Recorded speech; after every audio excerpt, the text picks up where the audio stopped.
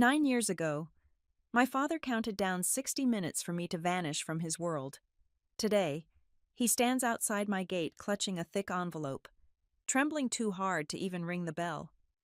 He believes he is here to ask for forgiveness, but the truth is, he needs my signature to survive. He does not know I have been waiting for this exact moment, and I have prepared a very different door for him to walk through. My name is Alice Lawson. From where I sat in my home office, the view of Franklin, Tennessee, was a sprawling canvas of green rolling hills and manicured privacy. The glass walls of my workspace offered an unobstructed view of the 9 acres I owned, a landscape of peace that I had purchased with money I earned from understanding the darkest corners of other people's financial ruin. It was a Tuesday afternoon, quiet and gray, the kind of stillness that usually helped me focus on the complex forensic audits on my screen. But today, the silence was about to be shattered. The intercom on my desk buzzed. It was a low, discreet sound, designed not to startle, but today it felt like a gunshot. I pressed the button. "Ms. Lawson," the voice of Marcus, the head of my private security detail, came through with his usual professional detachment. "We have a situation at the main gate." I did not look up from my laptop immediately. I finished typing a sentence about a hidden offshore account I had tracked for a client in Chicago. Control was a habit I had forced myself to learn. "Go ahead, Marcus." "There is a vehicle parked just outside the perimeter," Marcus reported. "An elderly couple. They are identifying themselves as your parents, Richard and Elaine Lawson." My fingers stopped moving on the keyboard. I had known this day would come. I had run the simulations in my head 1,000 times. I had calculated the probabilities based on the decline of the housing market in Pennsylvania and the specific liquidity issues facing regional supply chains. I knew the math, but knowing the math and seeing the equations standing at your front door were two very different things. "Put them on the main monitor," I said. The large screen on the wall to my left flickered to life. The high-definition camera mounted on the stone pillars of my front gate zoomed in with ruthless clarity. There they were, Richard Lawson, my father. The man on the screen was a shadow of the tyrant who had ruled my childhood. He looked thinner, his skin hanging loosely around his jawline, his suit jacket slightly too large for his shoulders. He had always been a man who took immense pride in his appearance, believing that a crisp suit could hide a multitude of sins. Now, he looked like a man who was shrinking. He was clutching a thick manila envelope against his chest with both hands, his knuckles white. I watched him for a long moment. He was trembling. It was not a subtle shake. It was a violent, vibrating tremor that traveled from his hands up to his shoulders. He looked like he was vibrating apart. Behind him stood my mother, Elaine. She was standing 3 steps behind him, just as she always had. It was her permanent position in life. Her coat was buttoned to the chin, and even through the camera feed, I could see the redness around her eyes. She held her purse in front of her like a shield. Her posture slumped in that familiar shape of perpetual apology. She looked terrified. Not of me, I realized, but of him. Or perhaps she was terrified of the silence that had stretched between us for 9 years. "They have been here before, Ms. Lawson," Marcus said, his voice cutting through my observation. I frowned, leaning closer to the screen. "Explain." "They came on Monday and again yesterday," Marcus said. "They park the car. They walk to the intercom. The man reaches out to press the buzzer, but he stops. He stands there for exactly 12 minutes each time, staring at the camera, and then they leave. It looks rehearsed. It looks like they are building up the nerve." I watched my father on the screen. He was staring at the lens now. He knew I was behind it. He knew the technology existed to bridge the gap, but he did not press the button. He was waiting to be invited. He was waiting for the gates to open simply because he had graced them with his presence. He was trembling. Yes, but I knew Richard Lawson. He was not trembling from sorrow. He was trembling from the humiliation of having to ask. I glanced at the Patek Philippe watch on my wrist. It was 2 o'clock in the afternoon.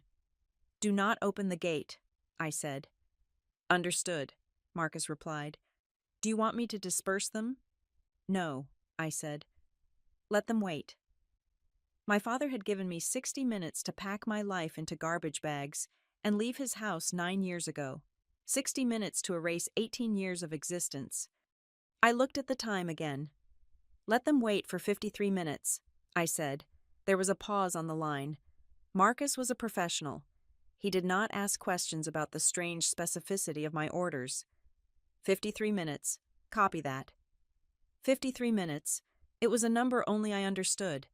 It was the exact amount of time I had actually taken that night. I had not used the full hour. I had been too proud, too hurt, and too terrified to linger a second longer than necessary. I had walked out 7 minutes early because I refused to let him see me cry when the clock struck 0. I would give him back exactly the time I had spent scrambling to salvage my dignity. I turned my chair back to the window, but I kept the monitor on. I watched them stand there. My father shifted his weight. The wind was picking up, blowing dead leaves across the driveway, but he did not move. He held that envelope like it contained his soul. The door to my office creaked open. I spun my chair around, my expression softening instantly. Mommy! Hazel stood in the doorway. She was 8 years old, with hair the color of spun gold and eyes that held none of the shadows that haunted mine. She was wearing her favorite dinosaur pajamas, even though it was the middle of the day, because it was a day off and in this house, we made our own rules. Hey, Bug, I said, waving her over. She patted across the rug and leaned against my arm. She looked up at the big screen on the wall. Who are the old people? She asked. My heart hammered against my ribs. It was a simple question, but it carried the weight of a collapsing bridge. Hazel did not know they existed. To her, my history began the day I walked into the women's shelter in Nashville. She knew nothing of Cedar Ridge, Pennsylvania. She knew nothing of the lumber yard. She knew nothing of the grandfather who had looked at her unborn existence as a financial liability to be liquidated. I looked at Richard and Elaine on the screen. They were strangers. They were biologically related to me, but they were not family. Family was the people who held you when you were breaking, not the people who broke you. Just some people looking for directions. I lied. My voice was smooth, practiced. They are lost. Sweetie, Hazel squinted at the screen. They look sad. The man looks like he is shaking. Is he cold? Maybe, I said. Or maybe he is just realizing he is in the wrong place. Are we going to help them? She asked. I smoothed the hair back from her forehead. I am going to handle it. Why don't you go find Grant? I think he was setting up the movie projector in the media room. Okay, she beamed. The strangers at the gate already forgotten. She turned and ran out of the room, her footsteps thumping down the hallway. I let out a breath I did not know I was holding. I would burn the world down before I let Richard Lawson's toxicity touch a single hair on her head. My phone buzzed on the desk. It was a text from Grant Mercer. I am here, whatever you decide to do. I am right behind you. I smiled. A small, genuine thing. Grant was in the other wing of the house, probably pretending to fix something just so he could be close by if I needed him. He knew who was at the gate.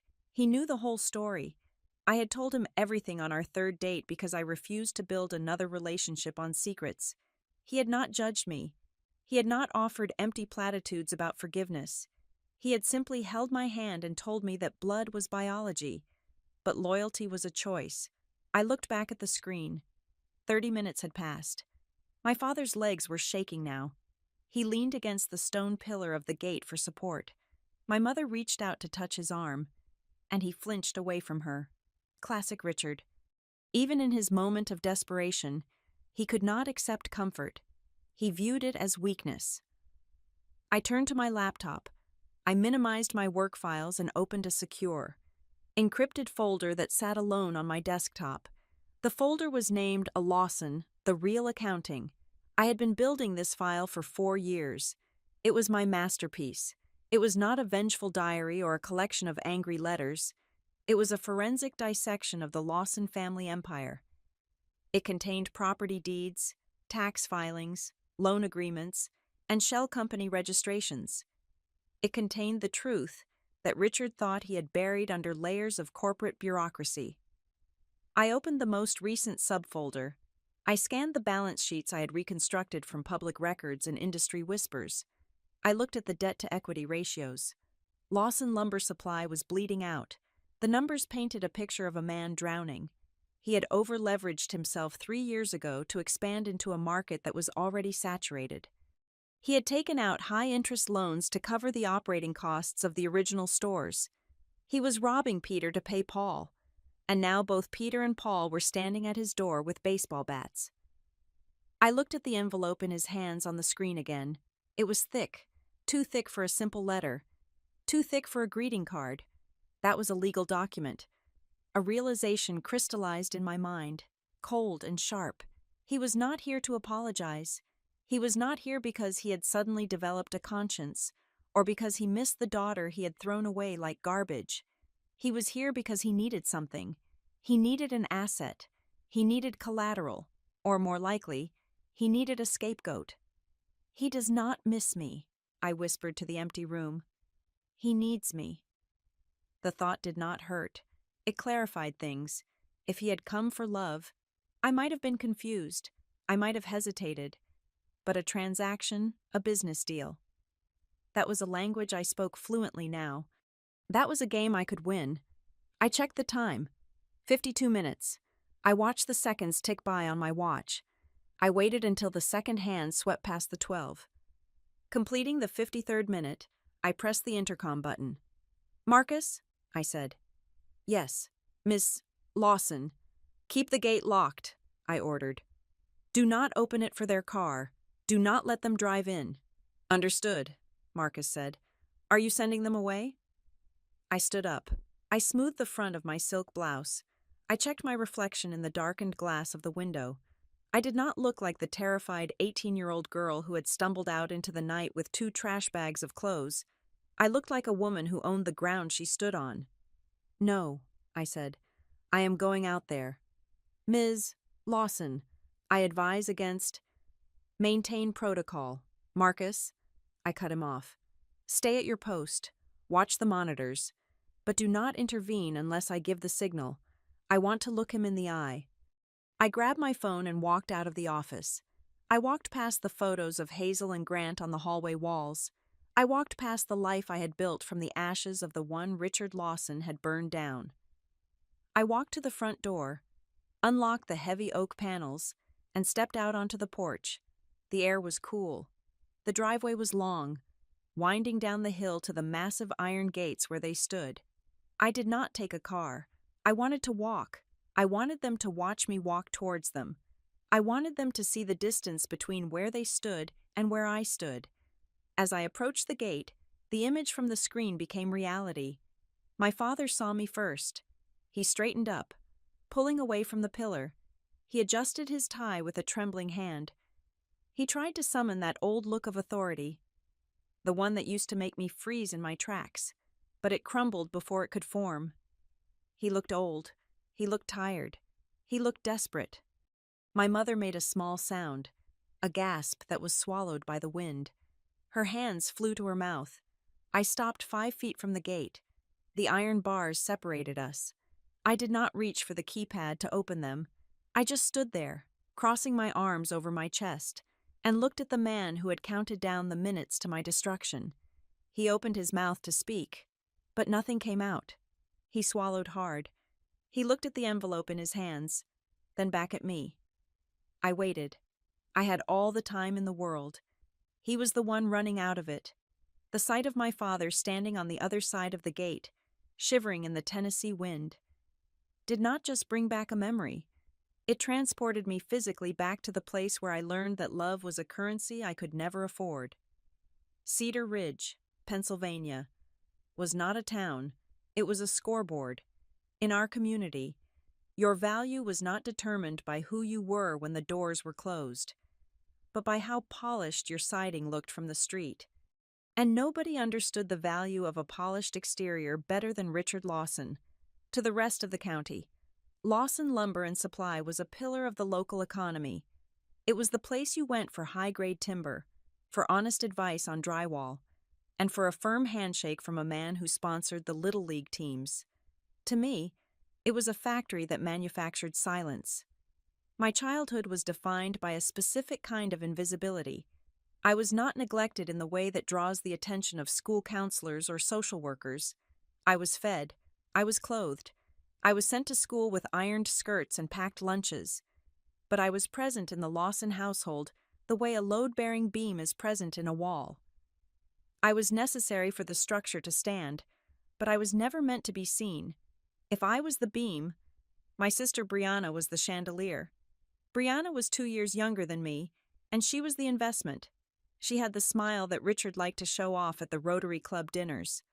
She had the laugh that charmed suppliers into giving us better payment terms. She was the face of the brand. My father spent thousands of dollars on her dance lessons, her pageant dresses, and her braces, viewing each check not as an expense, but as marketing, when clients came to the house for barbecues. Brianna was paraded out to hand around the iced tea and make polite conversation about her tennis trophies. I was usually in the kitchen, washing the glasses they would drink from, or I was in the back office of the lumber yard, surrounded by the smell of sawdust and stale coffee, entering invoices into the computer system. By the time I was 14, I knew more about the fiscal health of our family than my mother did. Richard did not trust me with his affection, but he trusted me with his grunt work because he knew I was too terrified to make a mistake. I spent my summers not at camp, but in the inventory room, counting boxes of screws and reconciling shipping manifests. I learned to read a profit and loss statement before I learned how to drive. The defining moment of my adolescence happened when I was 15 years old. It was a Tuesday in late August. I had been going through the supplier contracts for the upcoming quarter, cross-referencing them with our bank statements. My father was meticulous about appearances, but his bookkeeping was a chaotic mess of handwritten notes and arrogance. He assumed he was too smart to be cheated. I found a discrepancy. One of our primary lumber distributors had been slowly inflating their shipping fees over the course of 18 months. It was subtle, 0.5% here, 0.25% there. It was the kind of bleed that a busy man looking at the big picture would miss, but a teenage girl desperate for approval would find. I spent 3 nights recalculating the entire history of the account. I built a spreadsheet that proved the overcharge amounted to nearly $22,000. That was enough money to cover the payroll for a month. I remember the feeling of walking into his office that afternoon. My heart was hammering against my ribs like a trapped bird. I held the file folder in my sweating hands, convinced that this was it. This was the moment I would buy my way into his respect. I was handing him $22,000. Surely, that was the price of a kind word. Richard was on the phone when I walked in. He held up a finger, silencing me before I even opened my mouth. I stood there for 10 minutes, listening to him charm a local councilman. When he finally hung up, he did not smile.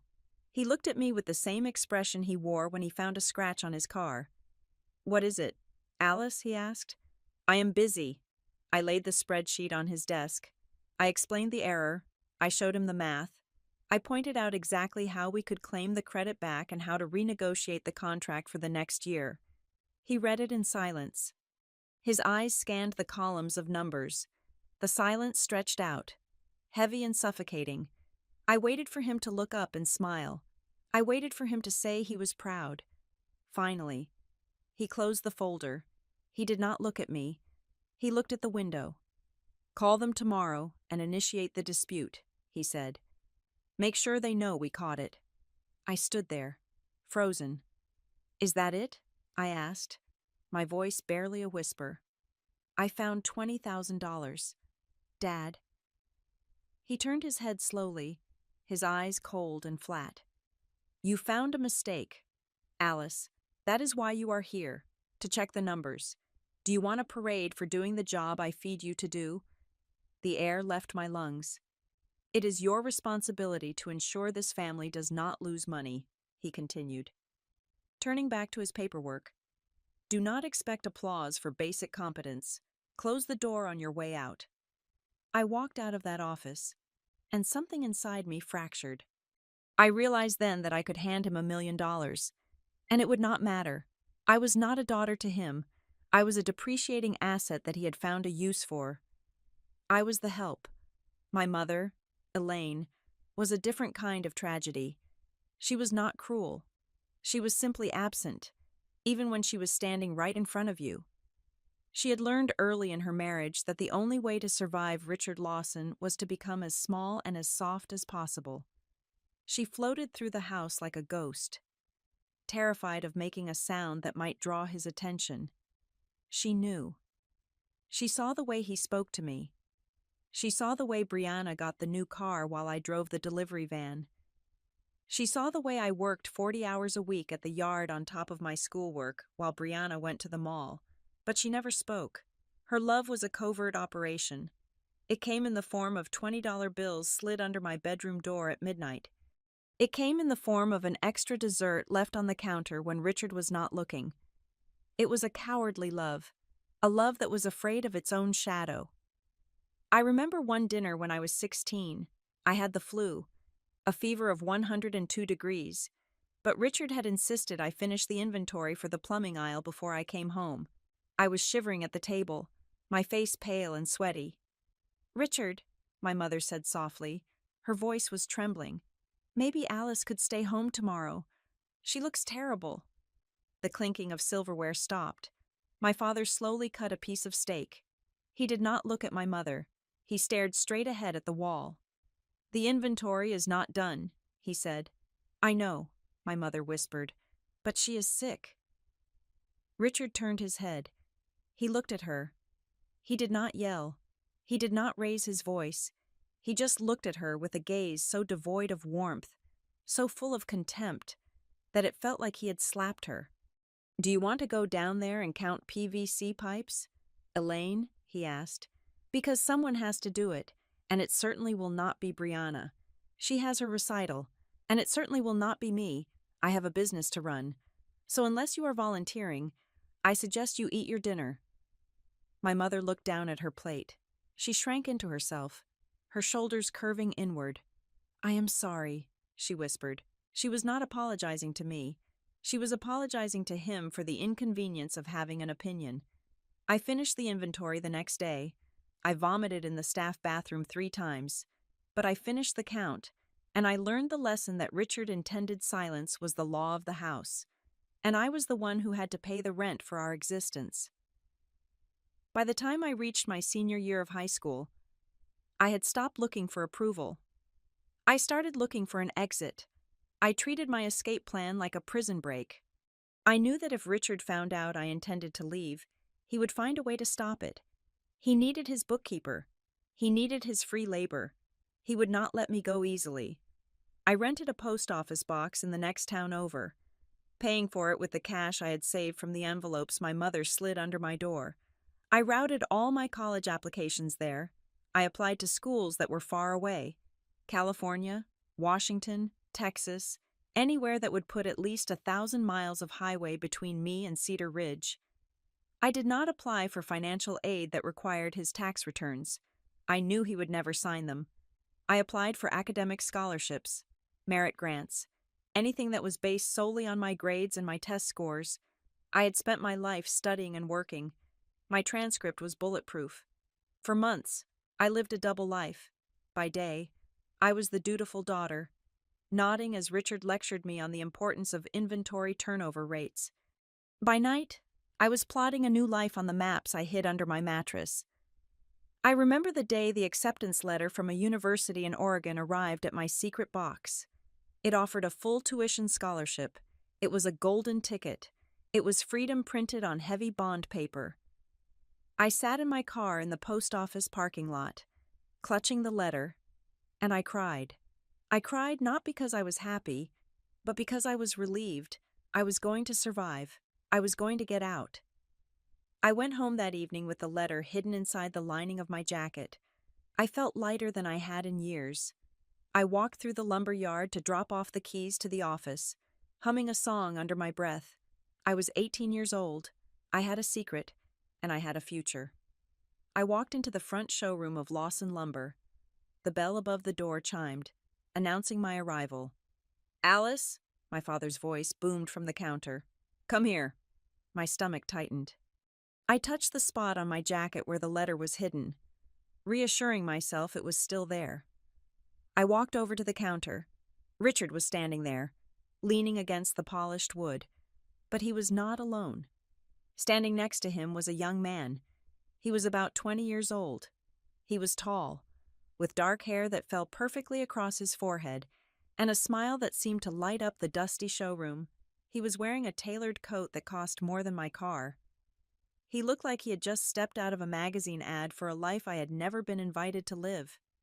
Alice, my father said, and for the first time in my life. There was a strange glint in his eye. It was not affection, it was calculation. I want you to meet someone.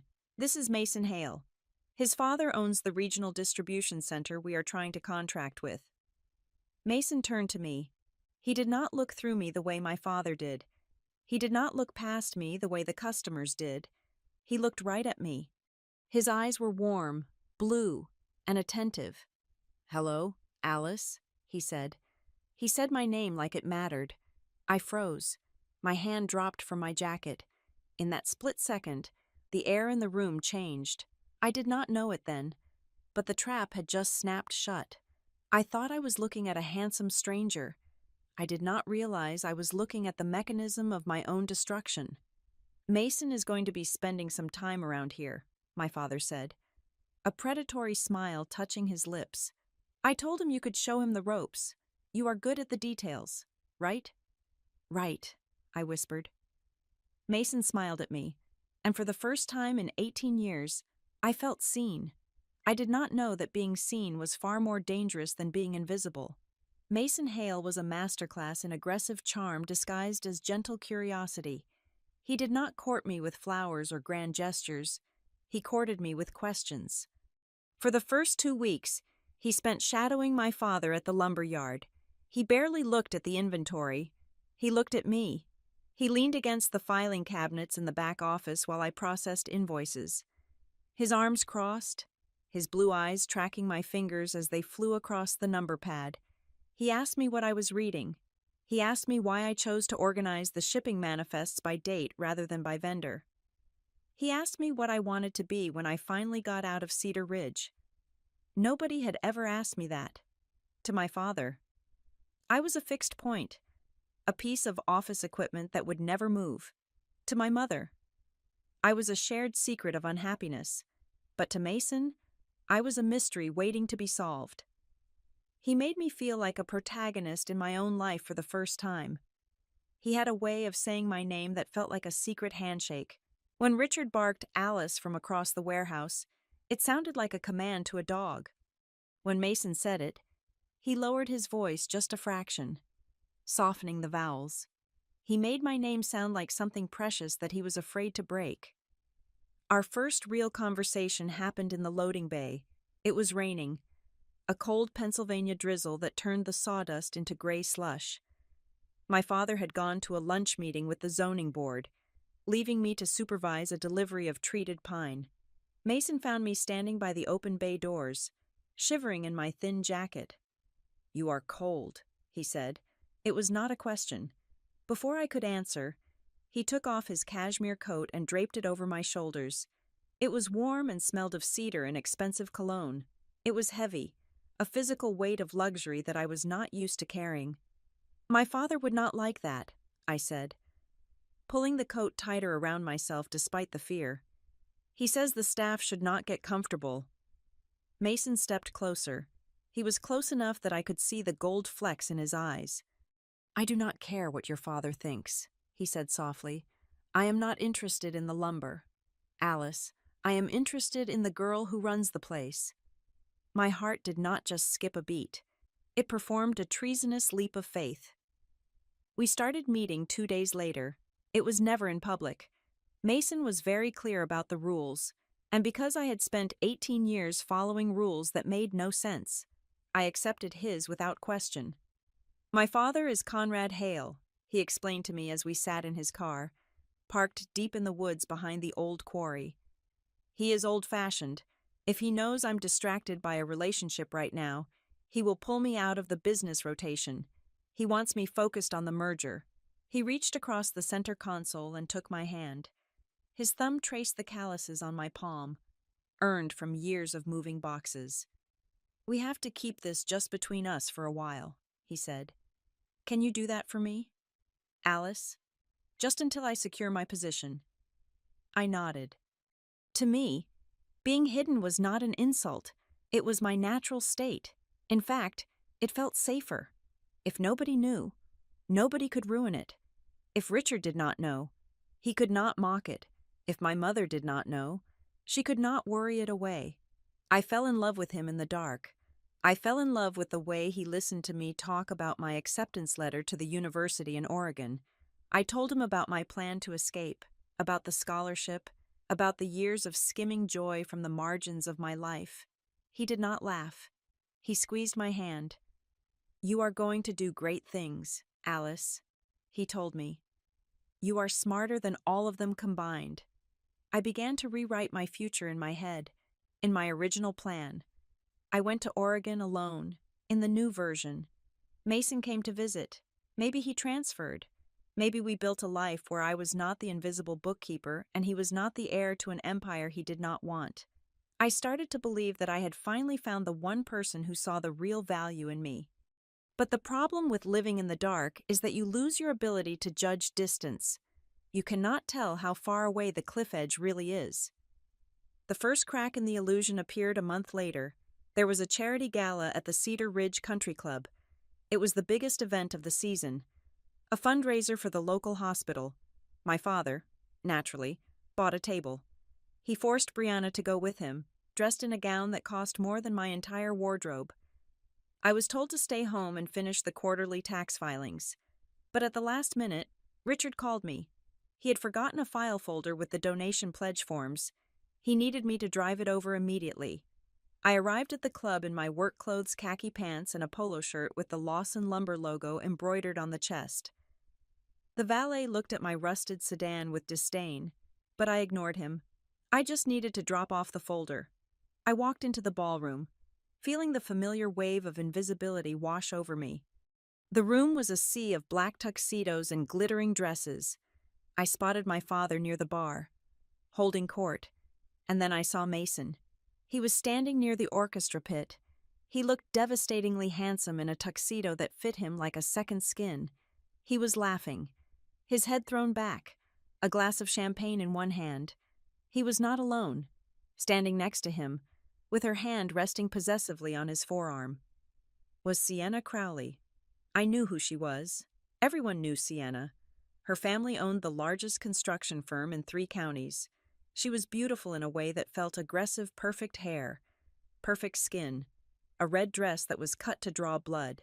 She looked like she had been manufactured in the same luxury factory as Mason. I watched them. I waited for Mason to step away. I waited for him to look bored. But he did not. He leaned down and whispered something in her ear. And she laughed. A tinkling, confident sound that cut through the noise of the room.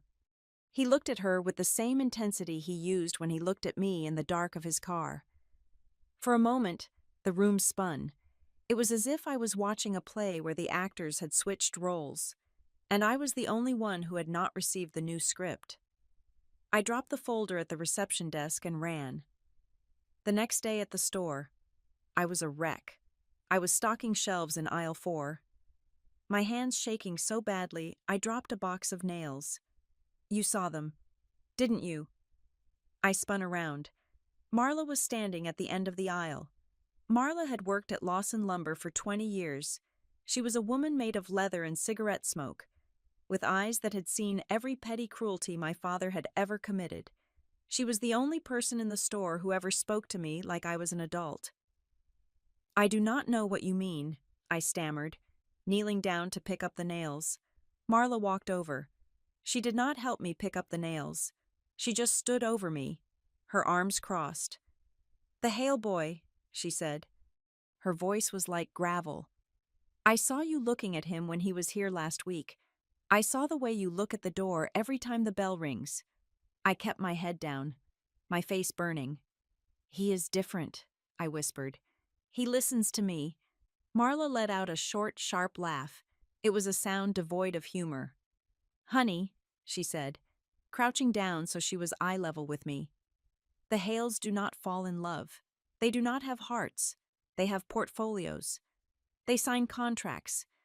They acquire assets." "You are wrong," I said, a defensive heat rising in my chest. "He hates his father's business.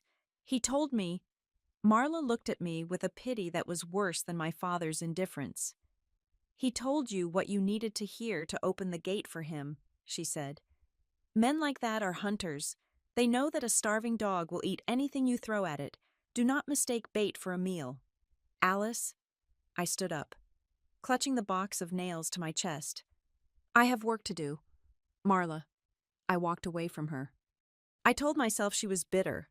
I told myself she was old and lonely and could not understand the connection Mason and I shared. I told myself that what I saw in the ballroom was just politics. Just Mason playing the role his father demanded of him. I was starving, and Marla was right. When you are starving, you will swallow poison if it is served on a warm plate.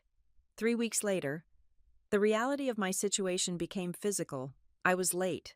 I had never been late in my life. My cycle was as precise as my bookkeeping. But 5 days passed, then 7, then 10.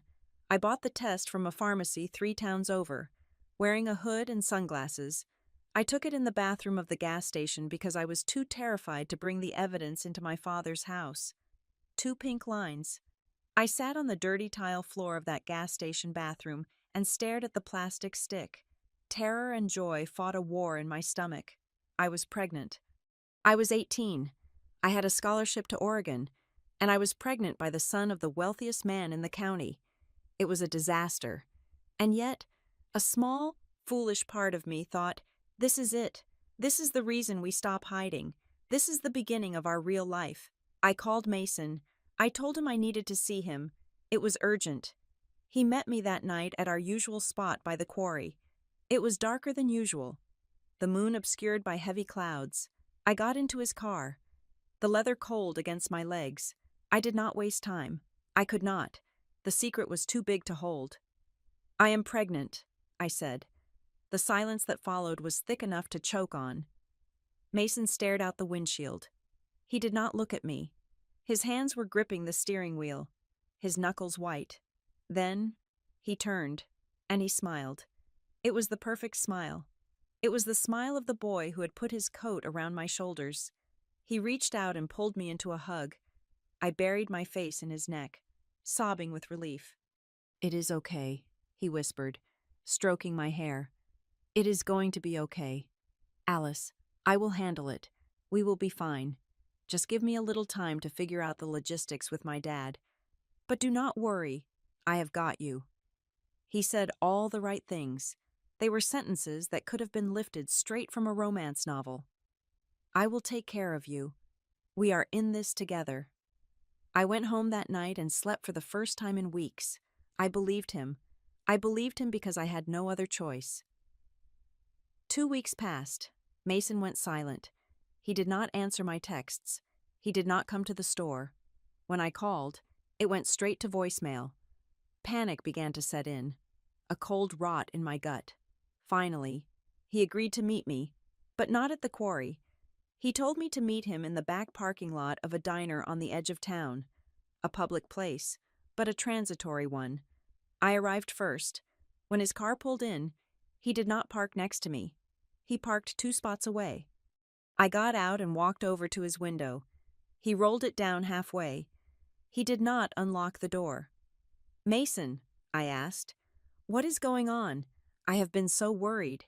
He looked at me, and the boy I loved was gone. In his place sat a stranger wearing his face. His eyes were cold, flat, and devoid of recognition. "I cannot do this."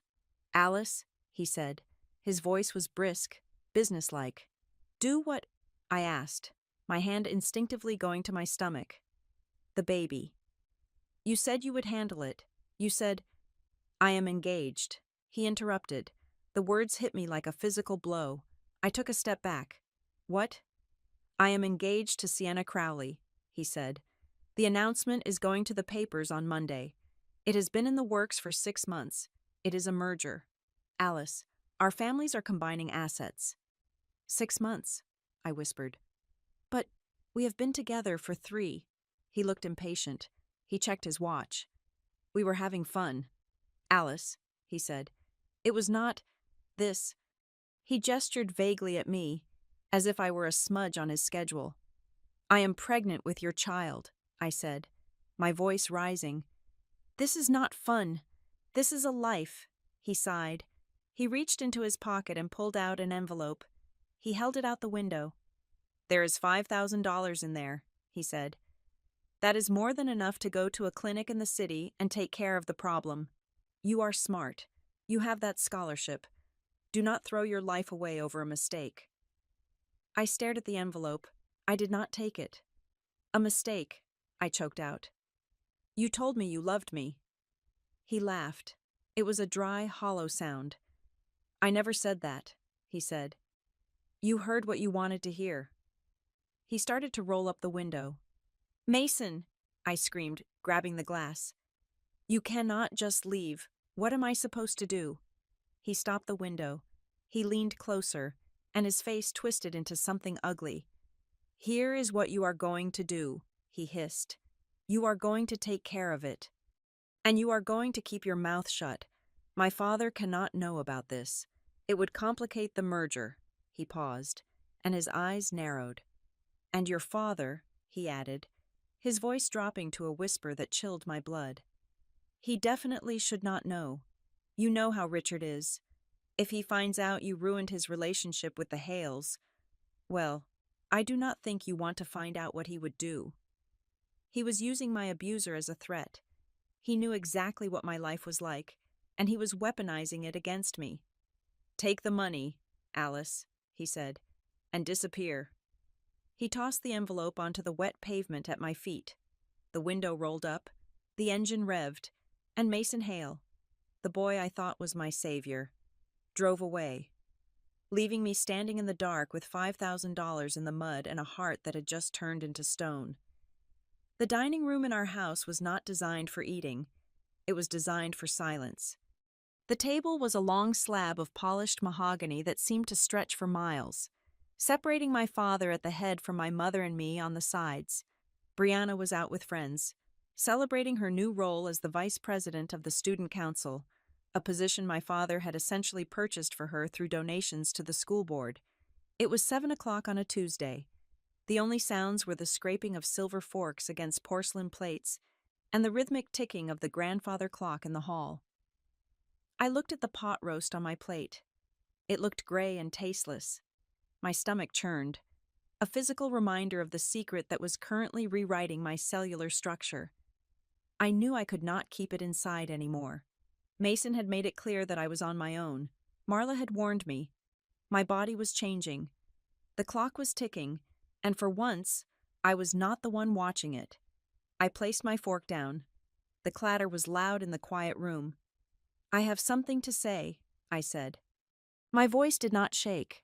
It was flat. I had spent 18 years learning to hide my fear, and I used every ounce of that training now. My mother looked up, her eyes wide with immediate anxiety. She sensed a shift in the atmospheric pressure. She looked at Richard, then at me, silently begging me not to rock the boat. Richard did not look up. He continued to cut his meat. Make it quick, Alice. I have a call with the suppliers in 20 minutes. I took a breath. I gripped the edge of the table. I am pregnant, I said. The air left the room. It was as if a window had shattered, sucking out all the oxygen. My mother dropped her napkin. Her hand flew to her throat. She made a small, strangled noise, like a bird flying into a glass pane. Richard stopped chewing. He slowly lowered his fork. He did not slam his fist on the table. He did not scream. He did not turn red. He did exactly what I feared he would do. He became very, very still. He turned his head slowly to look at me. His eyes were not filled with the rage of a disappointed father. They were filled with the cold calculation of an auditor finding a discrepancy in the ledger. He did not ask if I was okay. He did not ask how far along I was. He did not ask what I wanted to do. Whose is it? He asked. The question hung in the air, clinical and brutal. I looked him in the eye. Mason Hale. For a second, I saw a flicker of something in his face. Shock, certainly. But then, almost instantly, the shock transmuted into something else. His eyes narrowed. His mind was working, the gears grinding not on morality, but on opportunity. He did not say another word to me. He stood up, threw his napkin onto his plate, and walked out of the room. "Richard," my mother whispered. "Richard, where are you going?" He ignored her. He walked straight to the phone in the hallway. I could hear him dialing. I expected him to call a doctor. I expected him to call a lawyer. I expected him to call his brother in Ohio. Instead, I heard him say two words that froze the blood in my veins. "Get me Conrad." He was calling Mason's father. I sat there, frozen. My mother was crying silently, tears tracking through her foundation. She reached a hand across the table toward me, but she stopped halfway, her fingers hovering over the wood, too afraid to bridge the gap. "Oh, Alice," she whispered, "what have you done?" "I fell in love," I said, the words tasting like ash. "I thought he loved me." "They are Hales," she said, shaking her head. "They do not love. They own." 20 minutes later, the headlights of a black Mercedes swept across the dining room window. Conrad Hale walked into our house without knocking. He was a man who moved with the heavy gravity of absolute power. He was taller than my father, broader, with silver hair and eyes that looked like chips of ice. He wore a suit that probably cost more than the annual salary of everyone working in my father's lumber yard combined. He walked into the dining room. Richard followed him, looking like a nervous middle manager. Conrad did not look at my mother. He did not introduce himself. He stopped at the end of the table and looked at me. He did not look at my face. He looked at my stomach. It was a look of assessment. It was the way a rancher looks at livestock. It was the way a developer looks at a plot of land that has a zoning issue. I was not a person to him. I was a complication. I was a liability on a balance sheet that needed to be balanced before a merger. "Is she sure?" Conrad asked. He was speaking to Richard, not me. "She says she is," Richard replied. "And Alice does not lie about numbers. If she says she is pregnant, she is pregnant." Conrad nodded once. He pulled out a chair and sat down. Not because he was invited, but because he decided to. He placed a gold pen on the table. "Mason is marrying the Crowley girl," Conrad said. His voice was a low rumble. "The announcement is next week." "This cannot get out. It would compromise the integrity of the merger. It would give the Crowley family leverage to renegotiate the terms of the land transfer." "I understand," Richard said. He was standing, his hands clasped behind his back. He looked submissive. "I want to resolve this as much as you do. Conrad, we have a reputation to uphold." "We do," Conrad said. "But mostly, I do." Conrad finally looked at me. His eyes were empty. "How much?" he asked. I blinked. "Excuse me." "To make it go away," Conrad said. "To make you go away. How much?" "I am not for sale," I said, my voice trembling. "This is your grandchild." Conrad laughed. It was a short, sharp bark. "This is a biological error. Do not confuse DNA with legacy. Legacy is what we build. This is just a mess." He turned back to Richard. And then, the real conversation began. The conversation that would haunt me for the next 9 years. "You are currently carrying a significant debt with my distribution center." "Richard," Conrad said. He tapped his finger on the mahogany table. $85,000. You are 60 days past due. I was planning to cut off your supply next week. I was planning to call in the note." Richard paled. "The market has been slow. The housing starts are down. I just need a little more time." "I can give you more than time," Conrad said. "I can give you a clean slate." The room went silent. I looked at my father. I saw the greed bloom in his eyes, overcoming the fear, overcoming any trace of paternal instinct. "If the girl disappears," Conrad said, his voice lowering to a conspiratorial whisper, "if she leaves tonight, if she never speaks Mason's name again, if this child is never linked to the Hale family record, I will wipe the $85,000 debt. Consider it paid in full." Richard licked his lips. He was calculating. He was winning.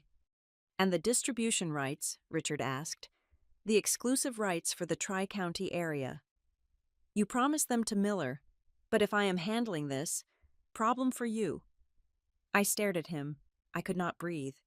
He was negotiating. He was not defending me.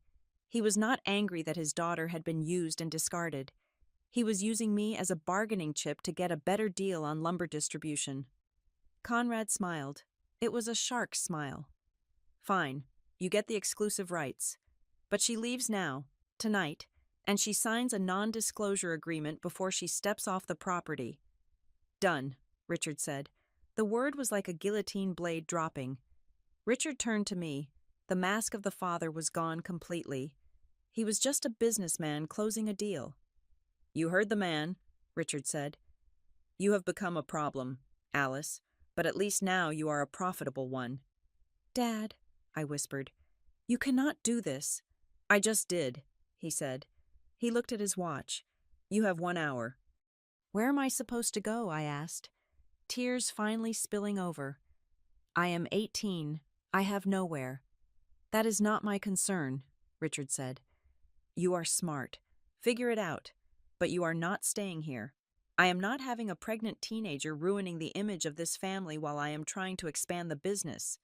He pointed to the door. "And Alice," he added, his voice dropping to a jagged edge, "do not use the suitcases.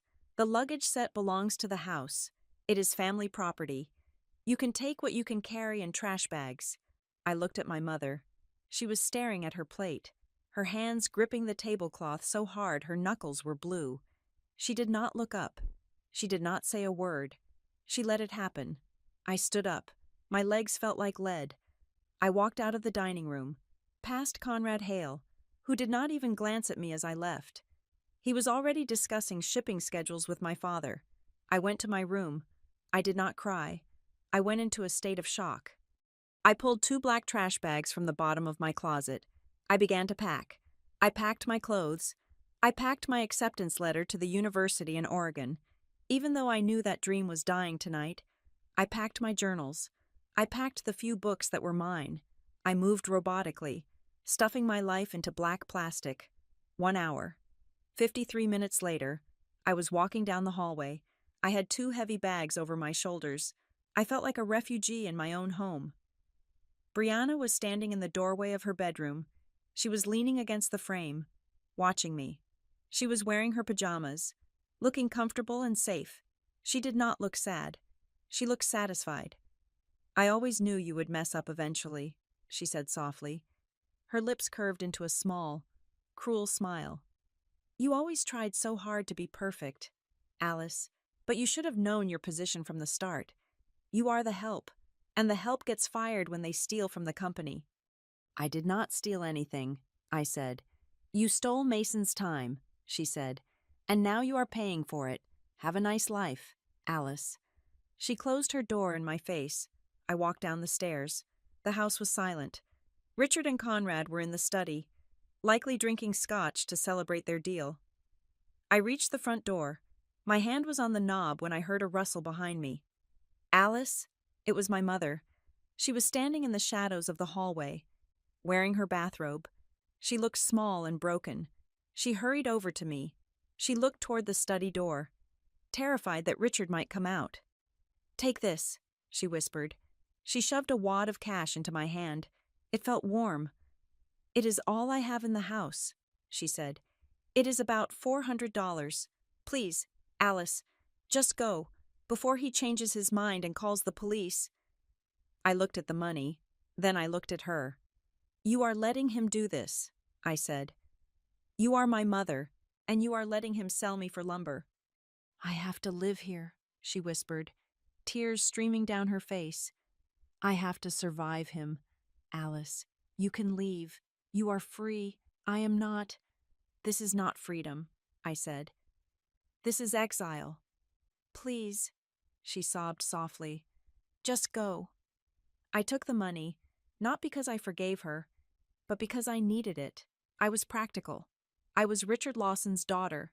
After all, I knew the value of $1. I opened the front door and stepped out into the night. The air was cold. It smelled of rain and pine needles. I walked to my car, an old Honda that I had bought with my own wages. It was the only thing in my life that truly belonged to me. I threw the trash bags into the back seat. I got into the driver's seat. I put the key in the ignition. I looked back at the house. The lights were on in the study. I could see the silhouettes of my father and Conrad Hale. They were shaking hands. I did not scream. I did not honk the horn. I simply put the car in reverse and backed out of the driveway. I drove down the winding road of Cedar Ridge, leaving behind the only life I had ever known. I was 18 years old. I was pregnant. I had $400 in my pocket and my belongings in trash bags. My future had been ripped in half, sold to balance a ledger. But as I hit the highway, a strange, cold clarity settled over me. They thought they had disposed of me. They thought I was trash to be taken out. But trash does not remember. Trash does not plan. I gripped the steering wheel. I was not trash. I was a loose end. And loose ends have a habit of tangling up the machine if you do not cut them off cleanly enough. They had left me with my car. They had left me with my mind.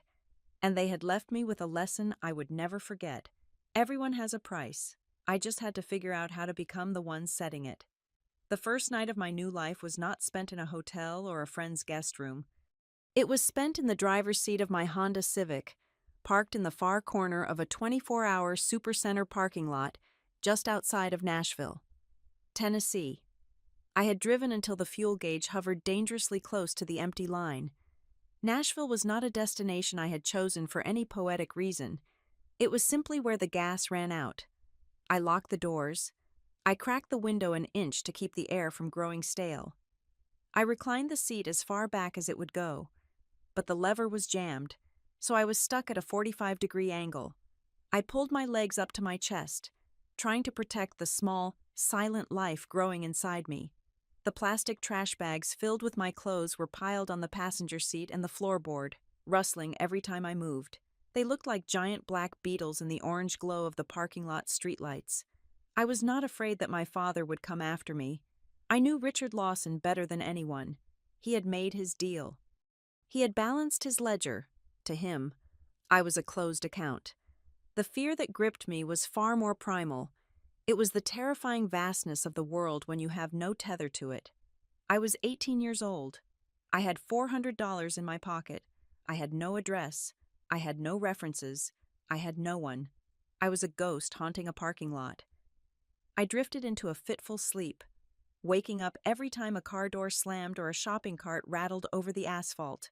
Around 3 in the morning, a sharp tap on my window made me jump so hard I hit my knee against the steering column. I looked out. A security guard was standing there. He was an older man, his face weathered like an old map, holding a flashlight that was pointed politely at the ground rather than in my eyes. I rolled down the window, my heart hammering. I prepared my speech. I was just leaving. I was sorry. I would move the car. "You cannot sleep here, miss," he said. His voice was rough, like gravel mixing with honey. "Store policy. The towing trucks come through at 4. "I am leaving," I stammered, reaching for the ignition. "I am sorry." He held up a hand. He did not look at me with pity, which I would have hated. He looked at me with recognition. He had seen girls like me before. He reached into his pocket and pulled out a small, crumpled piece of paper. He tore off a corner and wrote something on it with a stubby pencil. "You go here," he said, handing me the paper. "Brighthaven Women's Center. It is about 6 miles east. They do not ask questions, and they have hot showers." I took the paper. My fingers brushed his. "Thank you," I whispered. "Keep your doors locked until you get there," he said. Then he turned and walked away. A silent guardian of the asphalt. I drove the 6 miles. The building was a converted warehouse made of red brick that had seen better decades. There was no sign out front, just a metal door with a buzzer. I sat in my car for 10 minutes, staring at that door. Walking through it meant admitting defeat. It meant admitting that I was one of the people who needed help, one of the statistics my father used to sneer at while watching the evening news. But then I felt a flutter in my stomach. It was too early for the baby to kick, but my body knew. I was not just keeping myself alive anymore. I got out of the car. I pressed the buzzer. The woman who opened the door was named Rowena Brooks. She was not the soft, grandmotherly figure I had expected. She was tall, with skin the color of deep mahogany and eyes that could cut glass. She wore a sharp blazer over a t-shirt, and she held a clipboard like a weapon. She looked me up and down, taking in the wrinkled clothes, the exhaustion, and the slight swell of my abdomen. "ID?" she asked. I handed her my driver's license. She checked it against a list. "You are not from around here, Alice Lawson." "No, ma'am," I said. "You running from the law?" "No." "You running from a man?" "Sort of," I said, "but not the kind who chases you, the kind who throws you out." She nodded. It was a subtle movement, but the tension in her shoulders dropped a fraction. She stepped back and held the door open. "Come in," she said. "We have rules here. You break them. You leave. You keep them. You stay. It is that simple." She led me into a small office that smelled of coffee and lemon cleaner. She sat behind a desk that was organized with military precision. "Listen to me closely, Alice," she said, leaning forward. "This place is a pause, not a stop. You have two choices in this life, especially in your condition. You can sit here and wait for someone to come save you, or you can save yourself." She let that hang in the air. "Nobody is coming to save me," I said. The truth of it tasted metallic. "Good," Rowena said. "That makes my job easier. Hope is a fine thing, but strategy is better. We have a bed for you in room B, lower bunk." That night, I slept on a thin mattress in a room with 12 other women. The air was thick with the sound of breathing and the occasional sob, but for the first time in weeks, I did not feel like prey. I felt safe. I felt like I was in a bunker. The next morning, I was in the communal bathroom, splashing cold water on my face. I realized with a jolt that I had left my toiletries in the bathroom at home. I did not even have a toothbrush. A woman next to me was braiding her hair. Her name was Keisha. She was perhaps 30 years old, with scars on her arms that she did not try to hide. She saw me staring at my reflection, at the mossy feeling on my teeth. Without a word, she reached into her shower caddy. She pulled out a brand new toothbrush, still in the plastic wrapper. "Here," she said, tossing it to me. I caught it. "I cannot pay you for this. I have to save my cash." "I did not ask for money," Keisha said. "Someone gave me one when I walked in here 6 months ago. The rule is simple. When you get back on your feet and you see someone new standing where you are standing now, you give them what they need. You pass it on." I tore open the package. That toothbrush was the first thing I owned in my new life that did not carry the taint of my father's money. It was a gift from a stranger who owed me nothing. I brushed my teeth until my gums bled, scrubbing away the taste of the past. The next 3 weeks were a lesson in humility. I applied for jobs everywhere: diners, retail stores, gas stations. The interviews always started well. I was articulate. I was well dressed, thanks to the few good pieces I had salvaged. But then came the questions. Address. "I am currently in transition," I would say. "Pregnant." They would glance at my stomach. I was thin, so the bump was becoming impossible to hide under my shirts. Yes, the interview would end there. They did not say it was because of the baby or the homelessness. That would be illegal. They just said they were looking for someone with more flexibility or local stability. I was rejected 17 times in 14 days. I was sitting on a park bench, eating a sandwich I had made from the shelter's kitchen supplies, when I saw the sign in the window across the street: Holloway and Finch Property Advisors. Help wanted. It was a small, dusty storefront sandwiched between a bakery and a dry cleaner. The window display featured faded photographs of houses that had probably been sold 5 years ago. I wiped the crumbs from my mouth, smoothed my shirt, and walked across the street. The bell chimed as I entered. The office was a disaster zone. There were stacks of files covering every available surface. Maps were unrolled and draping over chairs.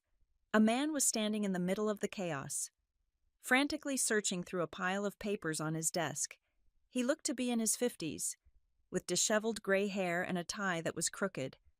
"I cannot find the damn easement for the Miller property," he shouted to no one in particular. "I had it right here." I stood by the door. I looked at the pile he was digging through. I saw a yellow corner of a document sticking out from under a coffee mug. "It is under your coffee cup," I said. He froze. He looked up at me, blinked, and then lifted the mug. There was the document. He let out a long sigh of relief. "Thank you. I swear this office eats paper when I'm not looking." He looked at me properly then. He saw a pregnant girl in a slightly wrinkled blouse. "Are you here about the receptionist job?" he asked. "I am," I said. "And I'm not just a receptionist. I am a bookkeeper, and I am organized." He laughed. "Honey, look around. I do not need a bookkeeper. I need a miracle worker. My partner, Finch, retired to Florida 2 months ago and left me with 40 years of filing that makes no sense." "I can fix it," I said. "I can organize this entire office in 3 days. I can digitize your client list. I can reconcile your operating expenses." He looked skeptical. "You have experience." "I ran the back office of a supply company in Pennsylvania for 4 years. I lied. It was not a lie about the work, only about the title. "I know numbers, and I know how to find things." He looked at my stomach. "When are you due?" he asked. 5 months, I said. He scratched his chin. "I cannot pay much. Minimum wage. No benefits." "I will take it," I said. "But I need my checks cut weekly, and I need to use the office address for my mail." Graham Holloway looked at the chaos on his desk, then back at me. He saw someone who could bring order to his world. "You are hired," he said. "Start with the filing cabinets. If you find a sandwich I lost last week, do not eat it." I started that afternoon. When I returned to Brighthaven that evening, I told Ms. Rowena I had a job. She did not hug me. She pulled out a notebook. "Good," she said. "Now we talk about the 70-30 rule. What is that?" "You live on 30% of what you earn," she said, her voice brooking no argument. "The other 70% goes into a savings account. You do not touch it. You do not look at it. That money is your fortress." 30%, I asked. "Ms. Rowena, minimum wage is hardly enough to live on as it is." "You have a bed here," she said. "You have food here. You have shampoo here. You do not need to spend money on living. You need to spend money on freedom. Freedom costs cash, Alice, and it is expensive." I listened to her. The next day, on my lunch break, I walked to a bank 2 blocks from the office. I sat down with a banker and opened a checking account. When he asked for the name on the account, I said, "Alice Lawson." I signed the card. It was just my signature. It was not attached to Richard's credit line. It was not attached to a joint account with Mason. It was mine. I deposited my first week's pay. $180. It was a pathetic amount compared to the millions my father moved around, but it felt heavier than gold. I worked at Holloway and Finch like my life depended on it, because it did. I did not just answer phones. I devoured the business. Graham was a brilliant salesman, but he was a terrible administrator. I became his external brain. I organized the files by property ID, cross-referenced with client names. I set up a tickler system for lease renewals, but I did more than file. I listened. The walls in the office were thin. I sat at my desk and listened to Graham negotiate deals. I learned the language of real estate. I learned what a lien was. I learned about quiet titles. I learned about shell companies and how people use them to hide ownership. I learned about distress sales and how banks offloaded toxic assets for pennies on the dollar. At night, in the dim light of the shelter dormitory, while other women slept or watched television. I borrowed textbooks from the public library, Principles of Real Estate Law, Forensic Accounting for Beginners, Corporate Structuring and Liability. My eyes would burn. My back would ache from the pregnancy, but I kept reading. I was not reading to get rich. I did not care about luxury cars or mansions. I had seen what those things did to people. I was reading to build armor. I was learning the mechanics of the system that had crushed me so that I could one day take the controls. I realized something during those long nights. My father and Conrad Hale were not wizards. They were not gods. They were just men who knew how to manipulate paper. They knew how to move liability from one column to another. They knew how to bury the truth in footnotes. If paper was their weapon, then I would become a master swordsman. One afternoon, 3 months into the job, Graham dropped a thick file on my desk. "Take a look at this," he said.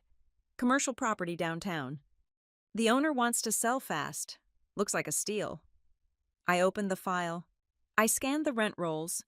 I looked at the operating expenses. My finger paused on a line item for maintenance costs. "It is not a steal," I said without looking up. "It is a trap." Graham stopped. "What?" "Look at the HVAC repair costs for the last 3 years," I said, pointing to the numbers. "They are rising by 40% annually. And look at the tenant turnover. 3 major tenants left in the last 18 months. This building has a structural problem. Graham? Probably mold or a failing foundation. The owner is trying to dump it before the major systems fail completely." Graham leaned over my shoulder. He looked at the numbers I was pointing to. He went quiet. I did not see that," he muttered. "That is why you hired me," I said. "I see the cracks." He looked at me with a new kind of respect. It was not the predatory look of my father or the dismissive look of Mason. It was the look of a professional recognizing a peer. "You are too good to be a receptionist, Alice," he said. "I know," I replied. "But for now, I just need the paycheck." I went back to my typing. I had 70% of my check to deposit, and I had a baby coming in 2 months. I did not have time for praise. I had a fortress to build, brick by single brick. Graham Holloway did not hand me a promotion. He handed me his skepticism.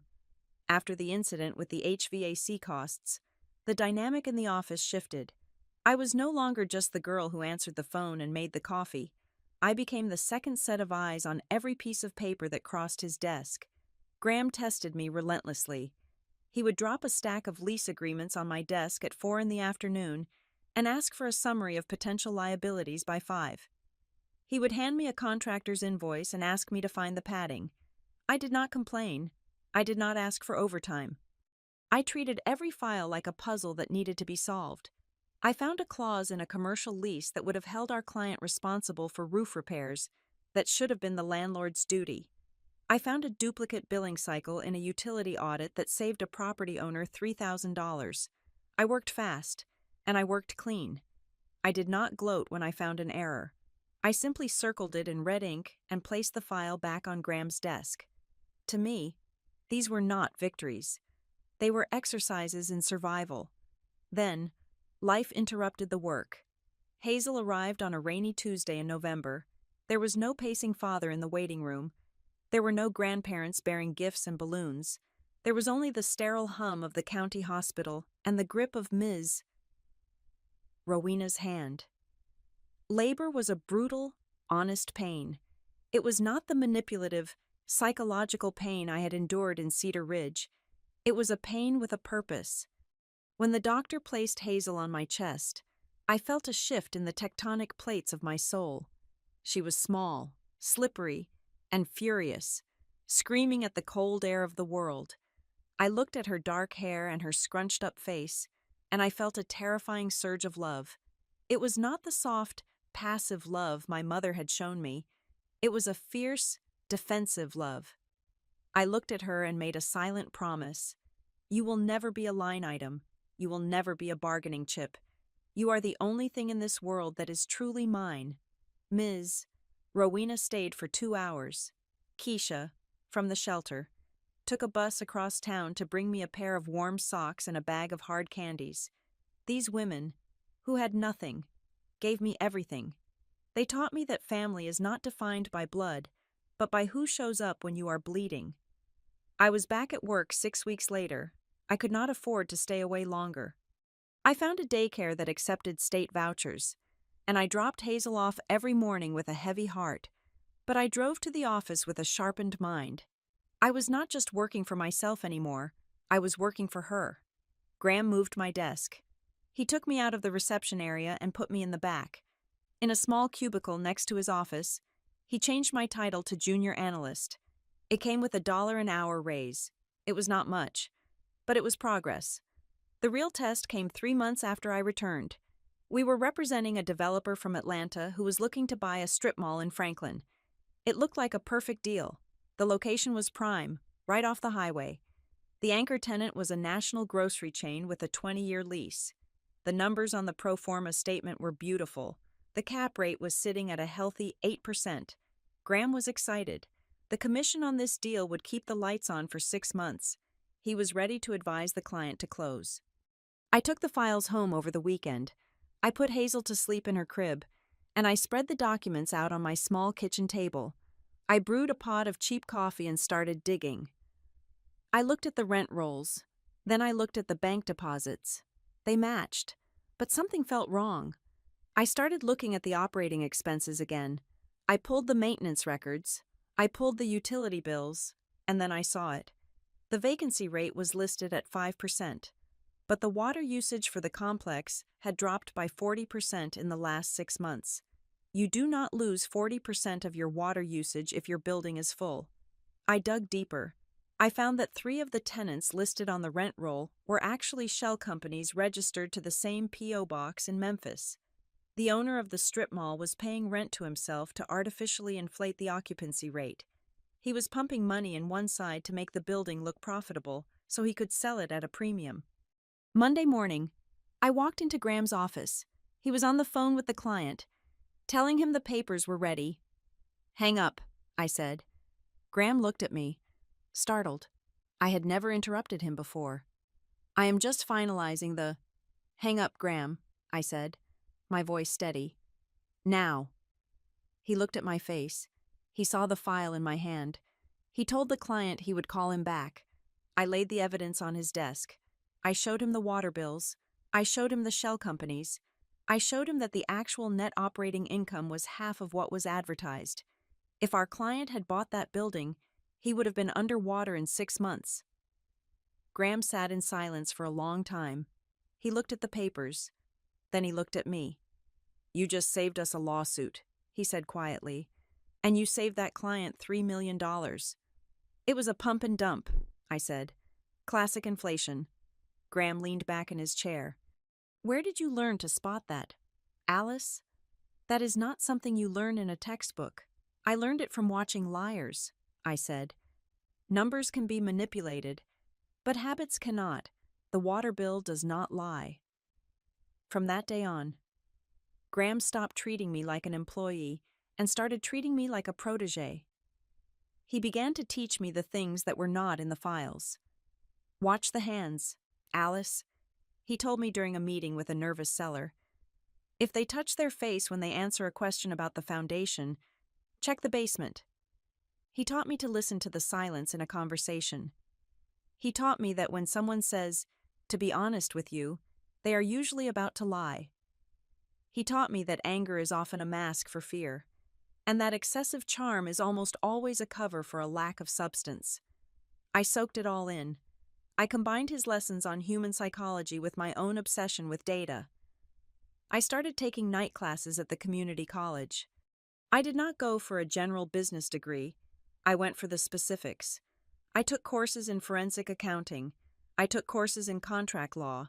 I took a seminar on bankruptcy proceedings. I was exhausted. I would come home, feed Hazel, play with her until she fell asleep, and then study until my eyes burned. But I was driven by a cold, hard engine of necessity. I was building a skill set that would make me dangerous. I started keeping a personal file on my laptop. It was not for work. It was for me. I named it The Glossary of Manipulation. In it, I recorded the phrases and behaviors that predators used. We are family. Translation. I am about to ask you to do something against your self-interest. I am doing this for your own good. Translation. I am doing this for my benefit, and I need you to accept it. Trust me. Translation. Do not check the paperwork. It is just a formality. Translation. This is the part where you sign away your rights. I was cataloging the weapons that had been used against me so that I would never fall for them again. 2 years passed. Hazel was a toddler, walking and talking, her laughter filling the small apartment I had managed to rent. I was 21 years old. I was the senior analyst at Holloway and Finch. I had a little money in the bank. I felt, for the first time, like I was standing on solid ground, and then the ground opened up. It was a Thursday afternoon. I was conducting a chain of title search for a client who was interested in purchasing a portfolio of distressed debt from a regional bank. The bank was offloading a bundle of bad loans, and our client wanted to know if the underlying assets, mostly commercial land in the Midwest and the South, were worth the purchase price. It was tedious work. I was tracing the ownership history of a parcel of land in Kentucky. I followed the deed transfers backward through time. Sold in 2018 to Orion Holdings. Sold in 2016 to Bluegrass Development. Sold in 2014. I stopped. The name on the screen seemed to pulse. It was a name I had not seen in 3 years, a name I had tried to scrub from my memory. Lawson Lumber Supply. My heart stopped. The room suddenly felt very cold. Why was my father's company listed on a land deed in Kentucky? His business was in Pennsylvania. He sold lumber. He did not develop land in other states. I leaned closer to the screen. My hands were shaking, but I forced them to be steady. I clicked on the transfer document. It was a transfer of assets. In 2014, Lawson Lumber had purchased this 400-acre plot of undeveloped land. It was listed as an investment property, but that was not the strange part. The strange part was the date. The purchase was made 2 weeks after I had been kicked out of the house. I kept reading. I followed the paper trail. The land had been used as collateral for a loan 6 months later. A loan for $2 million. I pulled up the loan documents. They were scanned images. Grainy but legible. I scrolled down to the signature page. There was Richard Lawson's signature, bold, arrogant, and there, right below it, was the line for the guarantor. My breath hitched in my throat. The name typed under the line was Alice Lawson, and the signature above it was mine. I stared at it. It was my loop on the A. It was my sharp slant on the L. It was a perfect replication of my handwriting. But I had not signed it. I was sleeping in a car in Nashville when this document was signed. I was scrubbing toilets at the shelter when this loan was processed. I felt a wave of nausea. I clicked on the annex attached to the loan. It was a document listing the assets of the guarantor. It listed a trust fund in my name, a trust fund I never knew existed. The pieces slammed together in my mind with the force of a car crash. My grandmother, my mother's mother, had died when I was 10. I had been told she left nothing. But here, on this document, was a reference to a Matilda Evans Trust, with Alice Lawson as the sole beneficiary, and the value of the trust was listed as exactly the amount needed to secure the loan. Richard had not just kicked me out. He had not just sold me to Conrad Hale to erase a debt. He had forged my signature to steal an inheritance I did not know I had, and then used my identity to leverage a massive loan for a risky land deal in Kentucky. He had turned me into a ghost, and then he had put the ghost to work. I sat there in the silence of the office. The hum of the computer fan sounded like a roar. I was not just a victim of bad parenting. I was a victim of sophisticated corporate fraud. I was the guarantor. If this loan went bad, and looking at the distressed debt portfolio, it clearly had the bank would not come after Richard first. They would come after the guarantor. They would come after me. I looked at the date again, 2 weeks after I left. He had waited until I was gone, until I was homeless and voiceless. to execute the theft. He counted on me dying in the street, or at least disappearing into poverty, so that I would never find out. I printed the document. The sound of the printer was sharp and rhythmic. Chunk, chunk, chunk. I held the warm paper in my hand. I looked at my forged signature. It looked so much like mine, but there was a hesitation at the end of the N, a tiny tremor. It was the work of someone who knew my hand but feared getting caught. It was Brianna, my sister, the artist, my sister, the golden child. She had forged my name. I folded the paper and put it in my purse. I did not cry. I did not call the police. Not yet. Graham walked by my cubicle. "You okay, Alice? You look like you saw a ghost." I looked up at him. My eyes were dry. My pulse was slow. "No, Graham," I said. "I did not see a ghost. I saw a map." "A map to what?" he asked. "A map to the money." I said. I knew then that my education was finished. I did not need any more classes. I needed a war room. Richard Lawson had built his empire on my back. Now, I was going to use the very paper he loved to tear it down. Sheet by sheet, the document I found in the Kentucky land records was not an anomaly. It was the first thread of a tapestry that had been woven around my life while I was sleeping in parking lots and scrubbing floors. I spent the next 48 hours in a state of cold, manic focus. I did not go home. I did not sleep. I drank coffee until my hands shook. But my mind remained surgically steady. I used the databases at Holloway and Finch to pull every public record associated with Richard Lawson, Lawson Lumber, and every variation of my own name. What I found was a masterclass in financial predation. 3 days after I had been kicked out of the house, an entity named AHL Holdings LLC had been registered in the state of Delaware. AHL stood for Alice Hope Lawson. My full legal name. The registered agent was a generic service in Dover, but the mailing address for the principal officer was a post office box in Cedar Ridge. The principal officer was listed as me. I pulled the formation documents. There was my signature again.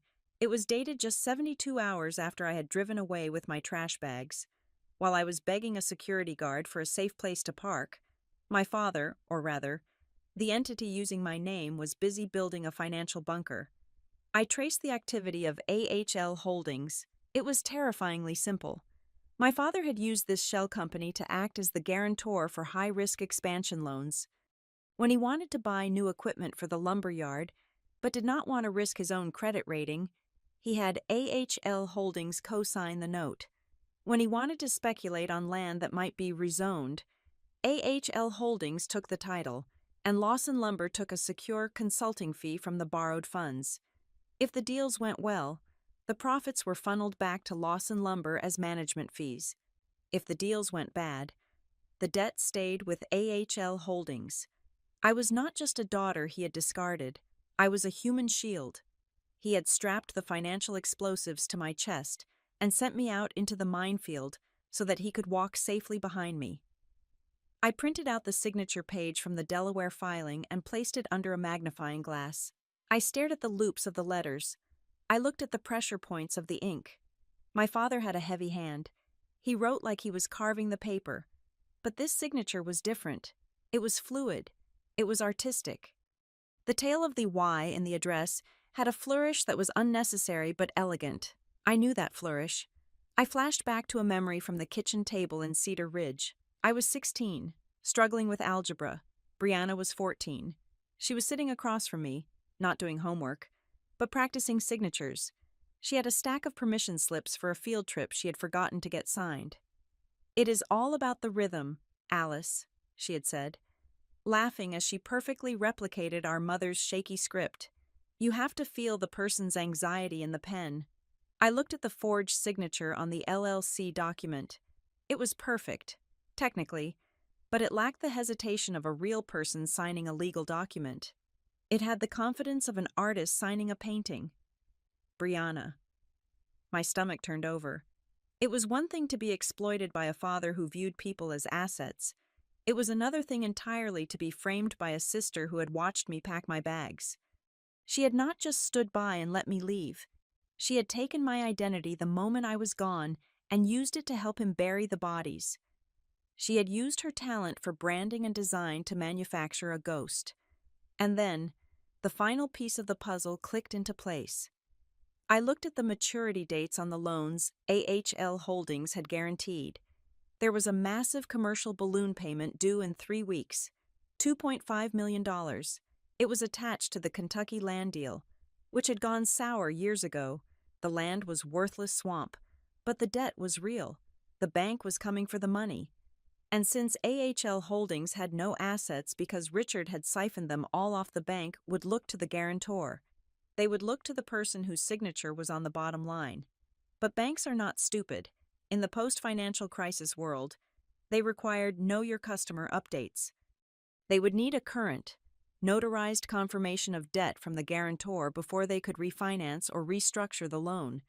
They would need a fresh signature to keep the game going. That was why Richard was standing at my gate. He was not there to apologize.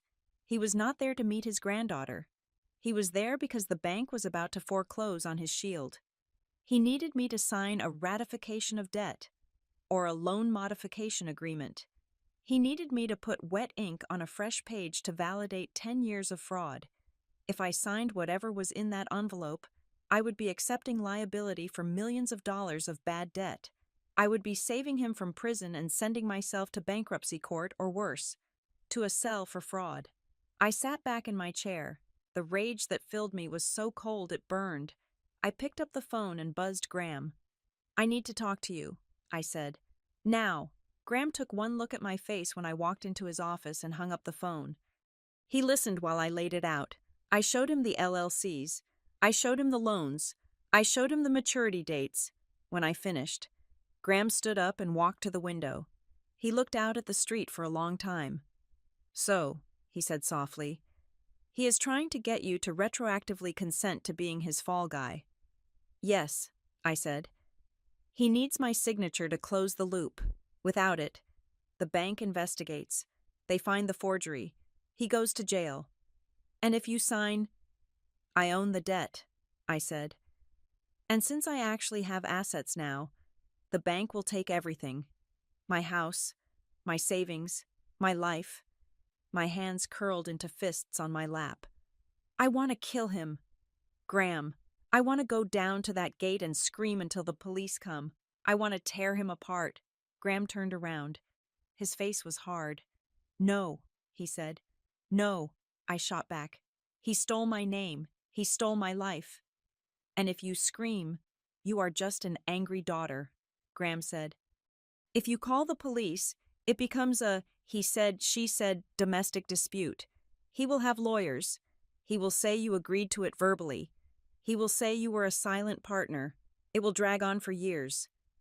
He walked over to his desk and leaned close to me. "You do not take revenge on men like Richard Lawson with emotion. Alice," he said, "emotion is messy. Emotion is cheap. You take revenge with process." I looked at him. "Process, bureaucracy," Graham said. "Paperwork. The same weapons he used against you. You do not scream at him. You foreclose on him." I took a deep breath. I let the cold logic of his words settle over the fire in my chest. "How?" I asked. "We build a team," Graham said. "You have the money now. You have the knowledge. Let's use it." I spent the next 48 hours assembling a war council. My first call was to Julian Vance. He was a corporate litigator I had met during a property dispute 2 years prior. Julian was expensive, ruthless, and had a personal vendetta against financial bullies. When I told him the story, he did not offer sympathy. He offered a strategy. "We do not sue him yet," Julian said, pacing around the conference room we had rented. "If we sue, he destroys evidence. We need to own his position before he knows we are even in the game." My second recruit was Sarah Jenkins. She was a forensic accountant who saw numbers as a language. I gave her access to the public filings of Lawson Lumber. She spent 12 hours analyzing their supply chain payments. "He is insolvent," Sarah announced, pointing to a spreadsheet that looked like a blood splatter. "He is floating checks. He is 90 days past due with his primary timber suppliers. He is using the loan money from the shell companies just to make payroll. My third call was to Ben Cho. Ben worked in the compliance department of a regional bank in Nashville. He was a friend from my night classes. I did not ask him to break any laws. I asked him to explain the secondary debt market to me. When a loan looks shaky, Ben explained over coffee, banks do not want to hold it. It ruins their ratios. So they sell the debt to third-party collectors or hedge funds for pennies on the dollar. They just want to get it off their books. I looked at Ben. Can anyone buy that debt? If they have the capital and an LLC, Ben said. Sure. I looked at Julian. I looked at Graham. I want to buy his debt, I said. All of it, Julian asked, raising an eyebrow. Every cent I can find, I said. I want to own the mortgage on his warehouse. I want to own the lien on his delivery trucks. I want to own the note on the sawmills. That will cost a fortune, Graham warned. You will deplete your savings. You will have to leverage the house. I do not care, I said. He thinks he owns me because he forged my name. I want to own him because I bought the paper he signed. We moved fast. We set up a new company, Veritas Acquisitions, LLC, a blind trust, no name attached that could be traced back to Alice Lawson.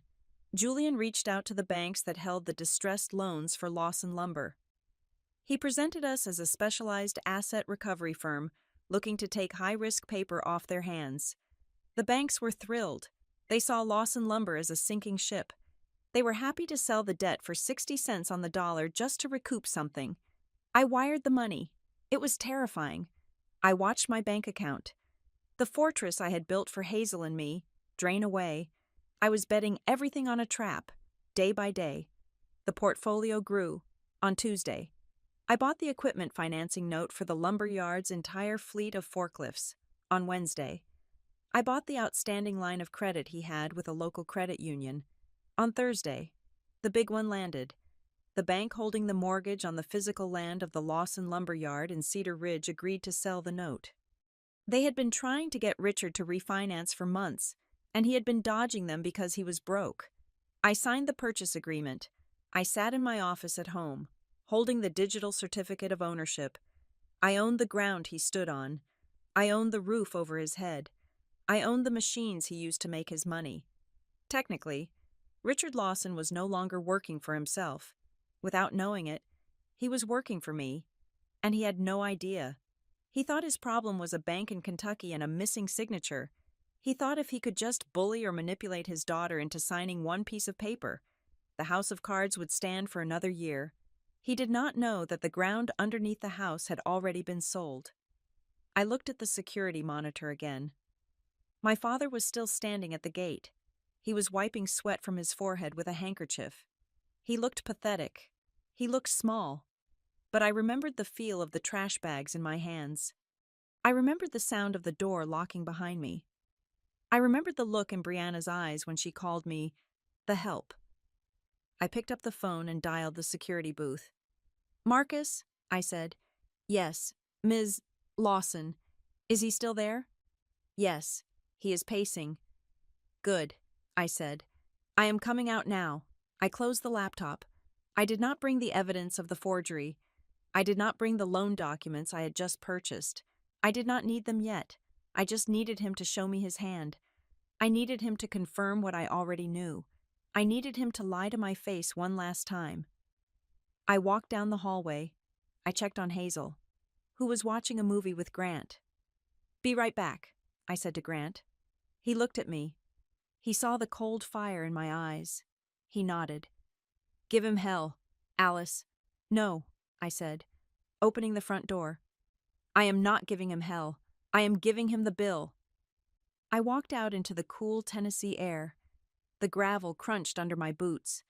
I walked with the rhythm of a woman who owns the road. I reached the gate. My father looked up. His eyes lit up with a mixture of relief and annoyance. He straightened his tie. He put on the mask of the patriarch. Alice, he said, his voice cracking slightly. Thank God. You have no idea how hard it has been to find you. I stood on my side of the iron bars. I did not smile. I did not frown. I just watched him. "Hello, Richard," I said. He flinched at the use of his first name. "Is that how you greet your father?" he asked, trying to summon some authority. "After 9 years, you gave me an hour to leave." "Richard," I said, "I gave you 53 minutes to wait. I think we are generous." He cleared his throat. He held up the thick envelope. "We need to talk." "Alice," he said, "there are family matters, legal matters, things that need your attention." "I bet there are," I said. I looked at the envelope. I knew exactly what was in it. It was a confession disguised as a contract. "Open the gate, Alice," he said. "Please, your mother is tired." I looked at my mother. She was looking at the ground. "The gate stays closed," I said. "Whatever you have to say, you can say it through the bars." Richard's jaw tightened. He realized the old keys did not work anymore. He was going to have to pick the lock. "Fine," he said. "But this is sensitive. It concerns your future. And your past." "My past is in trash bags. Remember?" I said. "Stop being dramatic," he snapped, the mask slipping for a second. "I am here to help you. There is a situation with a trust your grandmother left you. There was a clerical error. I need your signature to fix it so you can get your money." I almost laughed. It was so bold. He was trying to frame his theft as a gift. He was trying to bribe me with my own stolen money to sign a document that would ruin me. "A clerical error," I repeated flatly. "Yes," he said, stepping closer to the bars. "Just a signature, Alice, and then we can put all this ugliness behind us. We can be a family again." He held the envelope through the bars. I looked at it. "Keep talking, Richard." I thought, every word is just another nail in the coffin I have already built. I stood inside the foyer of my home, watching the security monitor mounted on the wall. The camera feed was crisp, capturing every twitch of desperation on the other side of my gate. Richard Lawson checked his watch again. It was the 4th time in 2 minutes. I counted. It was a reflex for him, a tick born of a lifetime of believing that his time was the only commodity that mattered. He looked at his wrist with an expression of profound irritation, as if the universe had the audacity to make him wait. He was not thinking about the 9 years I had spent rebuilding my life from zero. He was thinking about the drive back to the airport. He was thinking about the bank examiners breathing down his neck. He was thinking about himself. "He is getting restless," Grant said quietly. I turned. Grant was standing at the entrance to the hallway, holding Hazel's hand.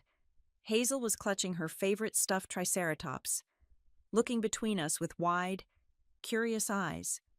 "Let him be restless," I said. "He gave me 60 minutes to pack my entire existence. I am giving him 53 minutes to stand in the wind. It is a fair exchange rate." I looked at Grant. We did not need to speak in full sentences. He knew exactly what was happening. He knew that the man at the gate was not a grandfather. He was a creditor coming to collect on a fraudulent debt. "Take her to the greenhouse," I said, my voice softening as I looked at my daughter. "The orchids are blooming. She likes the purple ones. We will check on the koi pond, too," Grant said. He squeezed my shoulder. "You got this. Alice, remember, you hold the pen now." "Come on, Bug," Grant said to Hazel, scooping her up. "Let's go see if the frogs are awake." "Bye, Mommy," Hazel chirped. "Bye, baby," I whispered. I watched them disappear down the long corridor toward the east wing of the house. I waited until their laughter faded. I needed them gone. I needed to ensure that the toxicity waiting at my gate did not seep into the sanctuary I had built for my child. Hazel would never know the feeling of being valued less than a lumber shipment. That was my victory. I turned back to the mirror in the foyer. I had chosen my clothes with the precision of a soldier choosing armor. 9 years ago, I had left wearing a stained hoodie and jeans that were too tight because of the pregnancy. Today, I wore a pair of charcoal wool trousers and a navy cashmere sweater. No logos, no flashy jewelry, no diamonds. The fabric was soft, expensive, and understated. It was the kind of clothing that whispered money rather than shouted it. It was the uniform of someone who does not need to prove they belong in the room because they own the building. I checked the time. 52 minutes and 45 seconds. I walked to the heavy oak front door. I unlocked it. The tumblers clicked with a satisfying weight. I stepped out onto the porch. The air was crisp, carrying the scent of damp earth and fallen leaves. The driveway stretched out before me, a long ribbon of paved stone winding down to the iron gates. I began to walk. I did not rush. I walked with a steady, measured pace. I wanted him to see me coming. I wanted him to watch every step. I wanted him to see that the girl who had stumbled away in the dark was gone, replaced by a woman who walked in a straight line. As I got closer, the figures at the gate sharpened. Richard saw me first. He stopped pacing. He grabbed the iron bars of the gate, his knuckles white. He looked me up and down, his eyes widening slightly as he took in the house, the land, and the clothes. He was assessing the value. He was calculating the net worth. It was instinctive for him. Elaine stood behind him. She looked smaller than I remembered. She was wearing a coat that looked slightly threadbare at the cuffs. She was wringing her hands, a nervous habit that used to drive me crazy and now just filled me with a distant, cold pity. I stopped 5 feet from the gate. I did not punch in the code to open it. I did not invite them in. I stood on my side of the barrier. The vertical iron bars cast long shadows across the driveway, cutting the space between us into slices. "Alice," Richard breathed. He tried to smile. It was a grotesque attempt. It was a smile that didn't reach his eyes. A smile that was trying to bridge a 9-year canyon with a cheap plank of familiarity. "You look, well," he said. "The place is magnificent. I always knew you had a head for real estate. I told your mother just the other day. I said, Alice always had potential." I stood silent. I let his words hang in the air, exposed for the lies they were. He had never said I had potential. He had said I was the help. "We have been so worried," he continued, his voice taking on a performative tremble. "When you left, it broke your mother's heart. We have been looking for you. We just wanted to know you were safe. We are a family. Alice, families have rough patches, but they always find their way back." It was a script. It was the family and honor speech he used at the company Christmas parties right before he cut the year-end bonuses. It was the verbal equivalent of costume jewelry shiny, but worthless upon closer inspection. "You are lying," I said. My voice was not loud, but it cut through his monologue like a razor blade. Richard blinked. The smile faltered. "Excuse me. You are not here because you missed me," I said. "You are not here because you are worried, and you are certainly not here because you are proud." I took a step closer to the bars. "You are here because the balloon payment on the Kentucky loan is due in 3 weeks," I said.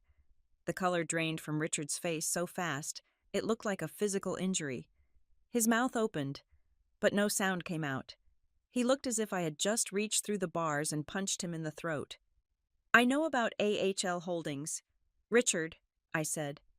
"I know about the LLC you formed 72 hours after you kicked me out.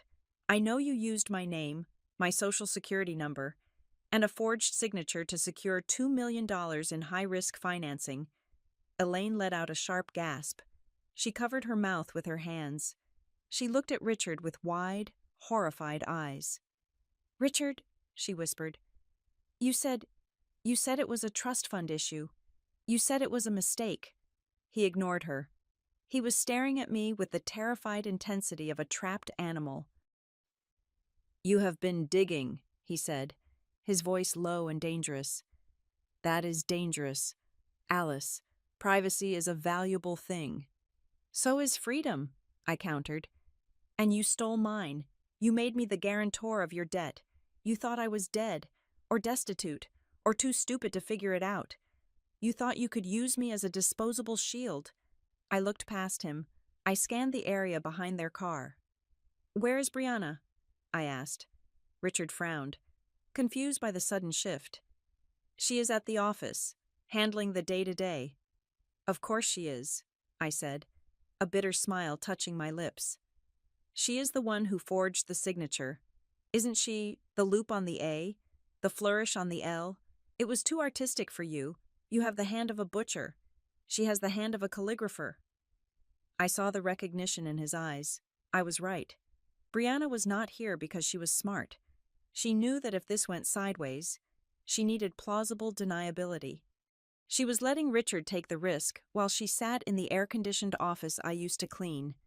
She is protecting the brand, Richard muttered. She is protecting herself, I corrected, just like you are trying to do right now. Richard straightened up. He realized that the sentimental approach was dead. He dropped the act. His face hardened into the stony, arrogant mask I knew so well. Fine, he said. You know, you are smart. You always were. That makes this easier. He lifted the thick manila envelope he had been clutching. He pushed it through the gaps in the gate. Take it, he commanded. I looked at the envelope. It was heavy. What is it? I asked, making no move to touch it. It is a solution, Richard said. Inside that envelope is a retroactive authorization form. It states that you were aware of the LLC and that you appointed me as your acting agent. It validates the signature. It cleans up the mess. And why would I sign that? I asked. Why would I voluntarily take on millions of dollars of your debt? Because there is a second document, Richard said, a settlement agreement. If you sign the authorization, I will cut you a check for $100,000. Today, right now. He said the number like it was a king's ransom. $100,000. To the girl sleeping in the parking lot, it would have been everything. To the woman standing in front of him, it was an insult. 100,000, I repeated. You want to buy my life for $100,000? It is a lot of money. Alice, he said, think about your daughter. I saw the toys in the yard. Think about her future. I am thinking about her future, I said. That is why the gate is locked. Don't be stupid, Richard snapped. If you do not sign this, the bank investigates, the loan goes into default, the company collapses, your mother loses her house. Is that what you want? To put your mother on the street? He was doing it again. He was using Elaine as a hostage. I looked at my mother. She was crying silently now, tears streaming down her face, but for the first time, I looked at her not with guilt, but with clarity. She had driven me to the edge of town 9 years ago. She had handed me $400 and told me to run so she could stay comfortable. She had made her choice. Mom, I said softly. She looked up, her eyes swimming. You are already on the street, I said. You have been on the street for 30 years. You just haven't realized that the house you live in has no walls. She sobbed, a broken sound. I reached out and took the envelope from Richard's hand. He exhaled, a long, shuddering breath of relief. He thought he had won. He thought that by taking the paper, I was accepting the deal. He thought that everyone had a price, and he had finally guessed mine. Good girl, he said. I knew you would be reasonable. Do you have a pen? We can do this right here. I can notarize it myself. My stamp is in the car. I held the envelope in my hands. I felt the weight of it. It was the weight of his sins. It was the weight of his arrogance. I did not open it. Instead, I reached into the inside pocket of my coat. I pulled out a single, folded piece of paper. It was not thick.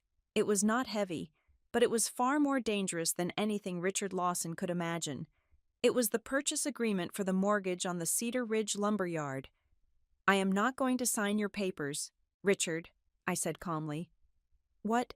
His face twisted. Alice, look at the reality. You sign, you get paid, you refuse, and we all go down, including you. You are the guarantor. The bank will come for you, too. Let them come, I said. I have a very good legal team, and I have plenty of evidence to prove fraud. Brianna's handwriting analysis alone will send you both to prison for 20 years. Richard gripped the bars. You wouldn't. I might, I said. But I have a better idea. I tapped the folded paper against my palm. You brought me a settlement, I said. But you seem to have forgotten the first rule of negotiation. Never make an offer to someone who already owns your position. I do not understand, he said. What is that? This, I said, holding up the paper, is the deed to your warehouse, and the mortgage on your land, and the lien on your trucks. I watched the words hit him. I watched his brain try to process the impossible. That is not possible, he stammered. The bank holds those notes. Not anymore, I said. They sold them to a private equity firm called Veritas Acquisitions. I paused. I let the silence stretch for 5 seconds. Veritas means truth. Richard, I said. I own Veritas. I bought your debt. I own your loans. I own your company. Richard staggered back a step. He looked like he was having a stroke. He grabbed the hood of his car for support. You, he wheezed. You bought it. Every cent, I said. I paid 60 cents on the dollar. It was a bargain, really, considering the emotional investment I already had in the property. So, he swallowed hard. So you are my landlord? No, I said. I am your creditor, and unlike the bank, I am not interested in restructuring. I am interested in foreclosure. I held up the envelope he had given me. You came here to get me to sign this so you could save yourself, I said. But you are looking at it the wrong way. I do not need to sign your papers to survive. You need to sign mine. I tucked his envelope under my arm. I have prepared a different set of documents, I said. They are inside. They are non-negotiable. They are total surrender. Richard looked at me with horror. He looked at the daughter he had thrown away and realized that she had not just survived. She had evolved into the one thing he feared most, a boss. Go home, Richard, I said. Go home and tell Brianna that her forgery skills are about to be reviewed by the FBI unless you do exactly what I say. I will call you tomorrow at 9 o'clock. If you do not answer, I foreclose by noon. Alice, he pleaded. Please, we are family. No, I said, turning my back on him. We are a business transaction, and you are in the red. I walked back up the driveway. I did not look back. I heard Elaine wailing. I heard Richard shouting my name, but the sounds were distant, like noise from a television in another room. I walked into my house. I closed the heavy oak door. I locked it. I leaned against the wood for a moment, breathing in the silence. It was not the silence of fear. It was not the silence of submission. It was the silence of victory. Grant came around the corner, holding Hazel. She was holding a purple orchid. Did you win? Hazel asked. I walked over to them. I kissed her forehead. I kissed Grant on the cheek. Yes, baby, I said. I won. I looked at the envelope in my hand. I walked into the kitchen and dropped it into the trash can without breaking the seal. I had work to do. Tomorrow, I would dismantle an empire. But for tonight, I was going to look at frogs with my daughter. I took Hazel's hand. Come on, show me the frogs. We walked toward the garden, leaving the ghosts at the gate where they belonged. Outside, I had walked away. I had locked the door. I had taken my daughter's hand and started walking toward the garden, ready to let the silence reclaim my home. But Richard Lawson was not a man who understood the word no. To him, refusal was just the opening bid in a negotiation he intended to win. We had not even reached the greenhouse when the gate buzzer began to sound.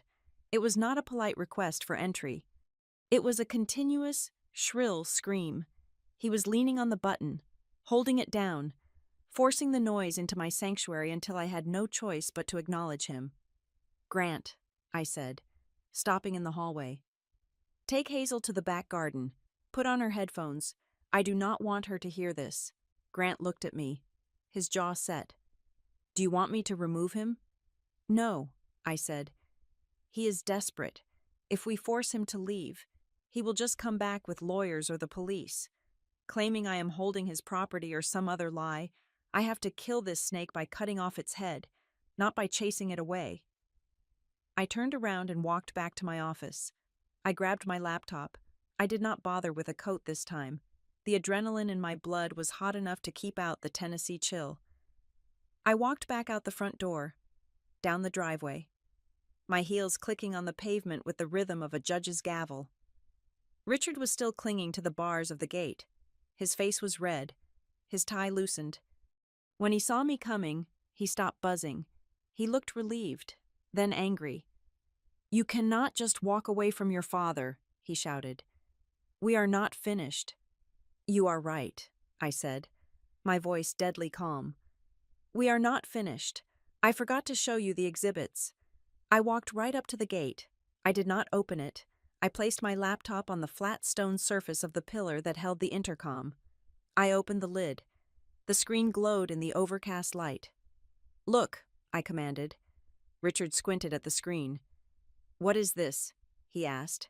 "This is a timeline," I said. "I built it using the metadata from the county clerk's office and the digital footprints you thought you deleted." I pointed to the first entry. October 14th, 2014, I read. 7 o'clock at night. That was the moment you kicked me out of the house. That was the moment you told me I had 1 hour to pack. I pointed to the second entry. October 17th, 2014, I continued. 9 o'clock in the morning, exactly 62 hours later, that is when AHL Holdings was registered in Delaware. I looked at him through the bars. "You did not spend those 3 days looking for me," I said. "You did not call the police. You did not call the hospitals. You called your lawyer. You spent those 3 days incorporating my identity so you could steal my credit." Richard shifted his weight.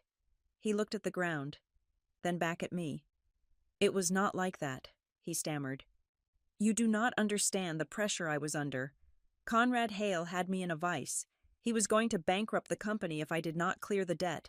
I had to do something." "So you blamed Conrad," I said. "Convenient?" "He demanded collateral," Richard cried, his voice rising in pitch. "He said the only way he would forgive the $85,000 was if I showed him secure assets for the expansion. He set the terms. Alice, I was just trying to keep the lights on. I was trying to save the family business for you and Brianna." "Do not say you did it for me," I snapped. "You sold me to save yourself, and when the sale was not enough, you stole my name to double down on the bet." I clicked a key on the laptop. A new document appeared. It was the purchase agreement for the Kentucky land. "You borrowed $2 million, I said. "You used that money to buy swampland from a developer friend of yours. Didn't you a kickback scheme? And when the land value tanked, you let the loan drift because you knew the bank would not come for you. You knew they would come for the guarantor. You set me up to take the fall for a $2 million bad bet." "I intended to pay it back," Richard insisted. "The market turned against us. It was bad luck." "It was not bad luck," I said. "It was fraud." Richard gripped the bars. "Everyone does it, Alice. That is how business works. You move liability around. You leverage assets. I was going to fix it. That is why I'm here. If you sign the modification, I can refinance the debt and pay it off over 20 years. No one gets hurt." "No one gets hurt," I laughed. A sharp, cold sound. "I am already hurt, Richard, but you are about to be destroyed." I closed the laptop. I looked him dead in the eye. "You think this is just about a signature," I said. "You think I am just an angry daughter with a spreadsheet. But you are forgetting what I told you 5 minutes ago. I own Veritas Acquisitions." Richard paled. I thought you were bluffing." "I do not bluff," I said. "I bought the note on your supply chain financing last Tuesday. Do you know what that means?" He stared at me, sweat beading on his upper lip. "It means I own the debt on your delivery fleet," I explained, spelling it out for him like he was a slow child. "There is a clause in that contract, Clause 4B. It states that the creditor has the right to seize the collateral immediately if the debtor shows signs of insolvency or material breach of trust." I leaned closer to the bars. Forgery is a material breach of trust. Richard, I whispered. His eyes went wide. You would not? If I make one phone call, I said. Tow trucks will be at your yard in Cedar Ridge within 2 hours. They will take every delivery truck you own. Your timber will sit on the loading dock. Your drivers will have nothing to drive. You will miss the spring construction season. Your clients will cancel their contracts. And by Friday, Lawson Lumber will be a memory. Richard looked like he was going to vomit. He understood the mechanics of this. He knew I had him by the throat. Alice, he gasped, you cannot do that. The employees, the community. You did not care about the community when you stole my trust fund, I said. Suddenly, Elaine spoke. She stepped out from behind Richard's shoulder. She had been a ghost in this conversation until now, a silent witness to her husband's disintegration, but now she looked at me with a desperate, terrifying clarity. He was afraid, she said. Her voice was not loud, but it stopped me. What? I asked. He was afraid, Elaine repeated. She looked at Richard, not with love, but with a tragic understanding. He has always been afraid, Alice, afraid of not being the biggest man in the room, afraid of failing his father's legacy. He did it because he was terrified that if he lost the money, he would lose himself. He does not know who he is without the company. I looked at my mother. For the first time, I saw her not just as a victim, but as an enabler who had traded her morality for security. He was afraid of losing everything, she said. Tears spilling over. Please understand that. I looked at her cold, hard. I lost everything. Mom, I said. I lost my home. I lost my family. I lost the father of my child. I lost my education. I lost my name. I slept in a car. I ate from vending machines. I had nothing. I took a breath. And do you know what I found out? I asked. I found out that when you lose everything, the only thing you have left is the truth. And the truth is, Richard is not a victim. He is a predator who got caught. I turned back to Richard. He was shaking now, visibly vibrating with the realization that his excuses had evaporated. And he did not do it alone, I added. I opened the laptop again. I brought up a folder labeled Brianna. Let's talk about the artist, I said. I turned the screen so they could see it. It displayed a chain of emails I had recovered during the discovery phase of my research. These are emails between Richard Lawson and a graphic design account, I said. They are discussing the creation of the AHL Holdings letterhead, but look at the metadata on the attachments. I pointed to the author field on the digital file. Created by Brianna Lawson, I read.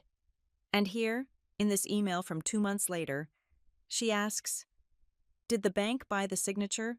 Richard flinched. She knew, I said.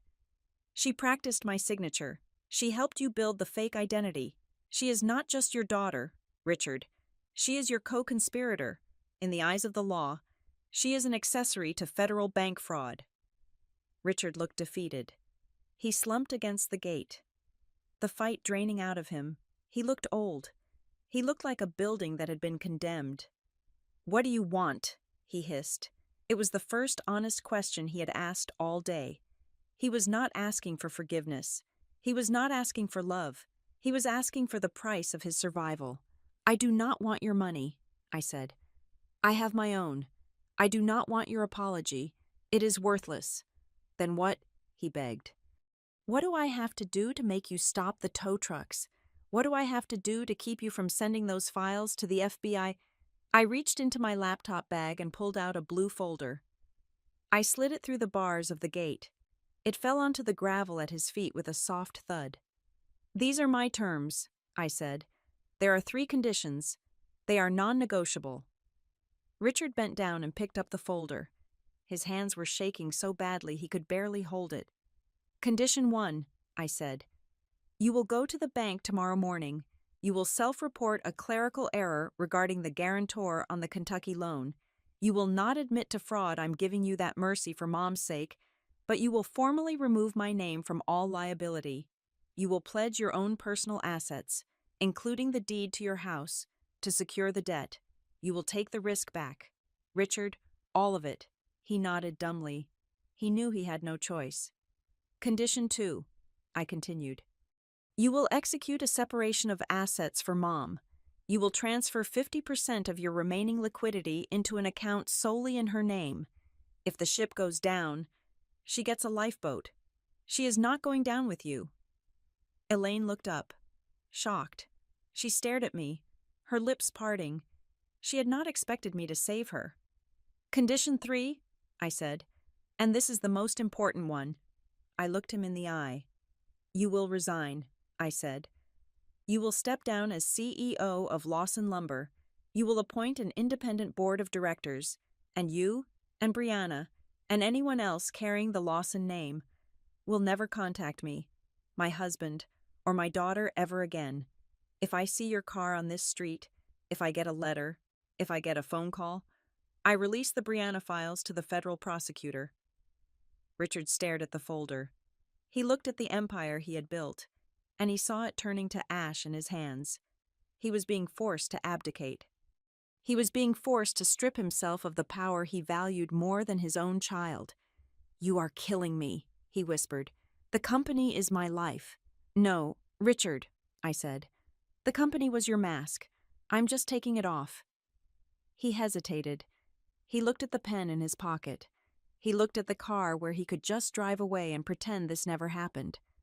If you do not sign that agreement right now, I said, my voice dropping to absolute zero, then tomorrow morning, I will fax the ownership documents of your debt to the local news station in Cedar Ridge. I will let everyone know that Richard Lawson lives in a house owned by the daughter he threw away, and then I will foreclose. He looked at me with pure hatred. It was a look I welcomed. It was honest. Give me the pen, he snarled at Elaine. Elaine fumbled in her purse and handed him a pen. Richard placed the folder against the stone pillar of the gate. He signed. He signed aggressively, tearing the paper, angry at the ink, angry at the world. He shoved the folder back through the bars. Are you happy? He spat. You have your pound of flesh. I took the folder. I checked the signature. It was real. I am not happy, Richard, I said. I am solvent. There is a difference. I closed the folder. Goodbye, I said. You are a cold bitch, he said. I learned from the best, I replied. I turned around. This time, I knew he would leave. I knew he would run, because he had nothing left to take from me. I walked back toward the house, the folder tucked under my arm. The weight of it was light. It felt like a feather. Behind me, I heard the car door slam. I heard the engine start. I heard the tires crunch on the gravel as they backed away. I did not look back. I did not need to. The timeline on my laptop was closed. The account was balanced. I walked into the house, and the silence was different now. It was not empty. It was clean. The sound of the pen scratching against the paper was the loudest noise in the world. It was a dry, desperate sound, like a rat clawing at the smooth sides of a trap it could not escape. Richard pressed down so hard that the tip of the pen tore through the top page of the agreement, scarring the document with his surrender. He was not signing a letter of apology. He was not signing a birthday card for the granddaughter he had ignored for 8 years. He was signing a confession of judgment and a formal assumption of liability. By putting his name on that line, he was legally stripping my name from the toxic debt of AHL Holdings and placing the entire crushing weight of the $2 million loan back onto his own shoulders. He was pledging his personal assets, his home, his remaining stocks, his pension as collateral to secure the debt he had tried to pin on me. His hand shook violently. It was a tremor of rage, not sorrow. He looked at the signature, a jagged scrawl that barely resembled the arrogant autograph he used to stamp on employee paychecks. He shoved the folder back through the iron bars of the gate. There, he rasped, his voice sounding like it was filled with broken glass. You have what you wanted. You have your pound of flesh. I took the folder. I checked the signature one last time. It was valid. I closed the blue cover and held it against my chest. It felt like a shield. I do not want your flesh. Richard, I said, my voice steady and cold. I just want my name back. Richard stared at me, his chest heaving. He looked down at the other envelope, the thick, padded one he had brought with him, the one he had tried to press into my hands just minutes before. It was lying on the gravel where it had fallen, looking innocuous and heavy. You should have taken the deal, he muttered, wiping sweat from his upper lip. $100,000.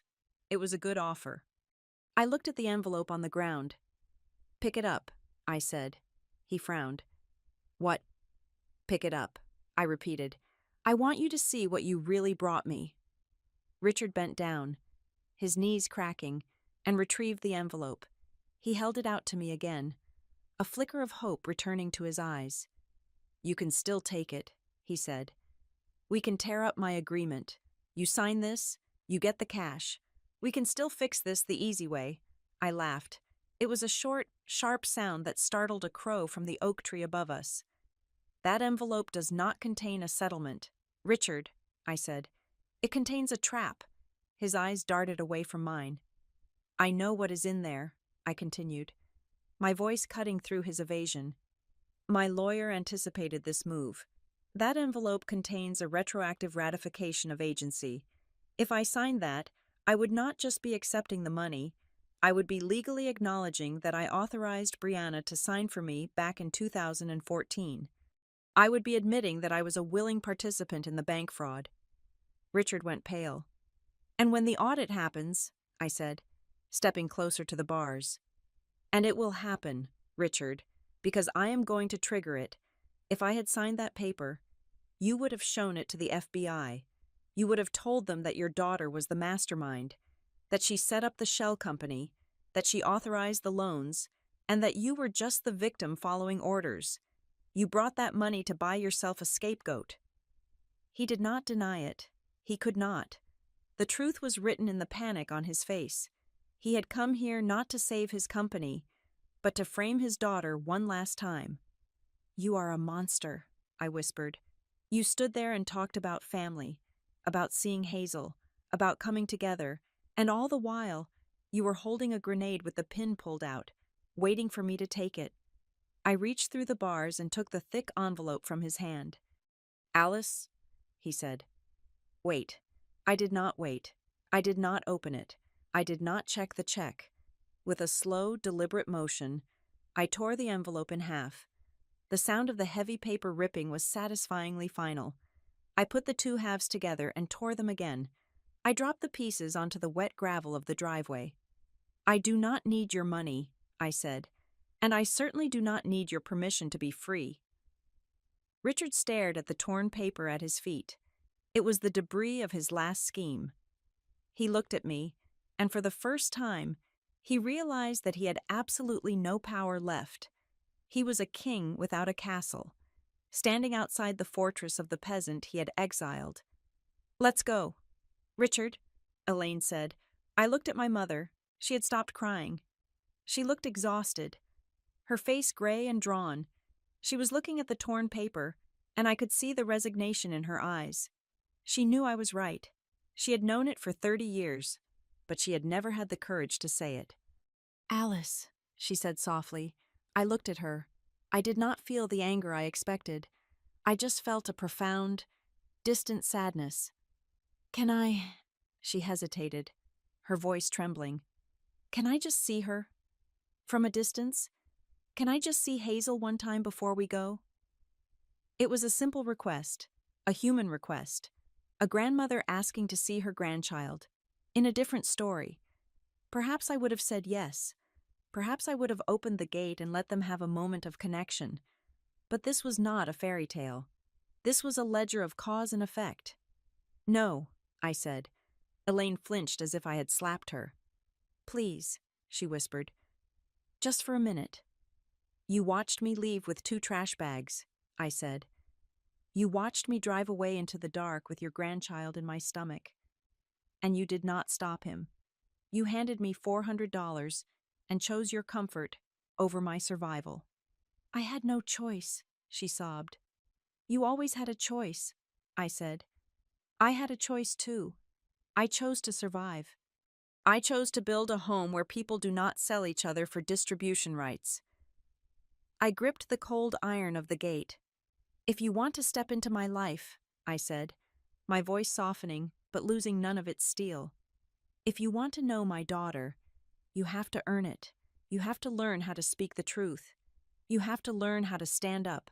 Until you can walk through this gate without Richard's shadow covering you, the answer is no." Elaine looked at me. She nodded slowly. It was a nod of defeat, but also of recognition. She understood the boundary. I was not punishing her. I was protecting my daughter from the weakness that had almost destroyed me. "Goodbye, Alice," she whispered. She took Richard's arm. He was staring at the ground, defeated. He looked hollowed out. They turned and walked back to their car. It was a luxury sedan, but it looked old now, covered in a layer of road dust. Richard got into the driver's seat. He did not look back at the house he had inadvertently paid for. He did not look back at the daughter who now owned his debt. He started the engine. The car reversed slowly, tires crunching on the gravel, and then turned onto the main road. I watched until the taillights disappeared around the bend. I stood there for a long moment in the silence. I waited for the crash. I waited for the wave of grief or guilt to hit me, but it did not come. Instead, I felt a lightness. It was the feeling of putting down a heavy backpack after hiking for 9 years. I knew what would happen next. It was inevitable. It was simply physics. Tomorrow, I would file the papers. The bank would be notified of the change in guarantor. The auditors would come in to inspect the books of Lawson Lumber as part of the restructuring I would demand as the primary creditor. They would find the irregularities. They would find the forged dates. They would find the metadata on Brianna's computer. I would not have to say a word. I would not have to testify. The system, the beautiful, cold, impartial system of numbers and laws, would do the work for me. Richard would face investigations for bank fraud. Brianna would face charges for forgery and identity theft. The house in Cedar Ridge would likely be seized to pay the debts. I was not destroying them. I was simply letting the consequences of their own actions finally catch up to them. I was correcting the accounting error they had introduced into the universe. I looked at my watch. 53 minutes. I smiled. A small, private smile. He had given me 60 minutes to leave. I had made him wait 53 minutes. It was not petty. It was precise. It was a message that time was no longer his to command. He had stood outside a closed door, powerless. Just as I had stood outside the closed doors of employment offices and rental agencies for years. He finally understood what it felt like to be on the outside looking in. I turned around and began the walk back up the driveway. The wind had died down. The air was still. I walked past the blooming azaleas I had planted myself. I walked past the fountain that Grant had installed last summer. I reached the front door. I opened it and stepped inside. The warmth of the house wrapped around me like a blanket. It smelled of vanilla and old books. It smelled of safety. Grant was sitting on the floor in the living room. Hazel was building a tower of wooden blocks next to him. When she heard the door close, she looked up. Her face lit up. She scrambled to her feet and ran over to me, wrapping her arms around my legs. "Mommy?" she squealed. "Did the people leave?" I knelt down. I pulled her into my arms, burying my face in her hair. She smelled of strawberry shampoo and innocence. "Yes, Bug," I said. "They left. Are they coming back?" she asked. "No," I said firmly. "They are not coming back." Grant walked over. He put a hand on my shoulder. He did not ask for details. He just squeezed my shoulder. A silent gesture of solidarity. "Are you okay?" Hazel asked, pulling back to look at my face. She reached out a small hand and touched my cheek. "You look sad." I took her hand and kissed her palm. "I am not sad, Hazel," I said. "I am okay. I am better than okay." I looked at Grant, then back at my daughter. "I am okay because we are safe," I told her. "Because in this house, we tell the truth, and in this house, we do not sell each other." Hazel nodded solemnly. as if I had just imparted a great secret of the universe. "Okay, can we have pancakes for dinner?" I laughed. The sound was genuine this time. It came from deep in my chest. "Yes," I said, "we can have pancakes for dinner." Later that night, after Hazel was asleep and the house was quiet, I went into my office one last time. I opened my checkbook. I wrote a check to the Brighthaven Women's Center. The amount was significant. It was exactly $85,000, the amount of the original debt Richard had tried to trade me for. I put the check in an envelope. I did not sign my name. I wrote "Anonymous" on the donation line. Then, I went to the supply closet. I took out a brand new toothbrush. Still in its plastic packaging, I slid it into the envelope with the check. Ms. Rowena would understand. She would know that somewhere out there, one of her girls had made it. She would know that the investment of a bed and a safe night had paid dividends. It was the circle closing. I was passing the toothbrush to the next woman standing in the bathroom, staring at her reflection and wondering if she could survive.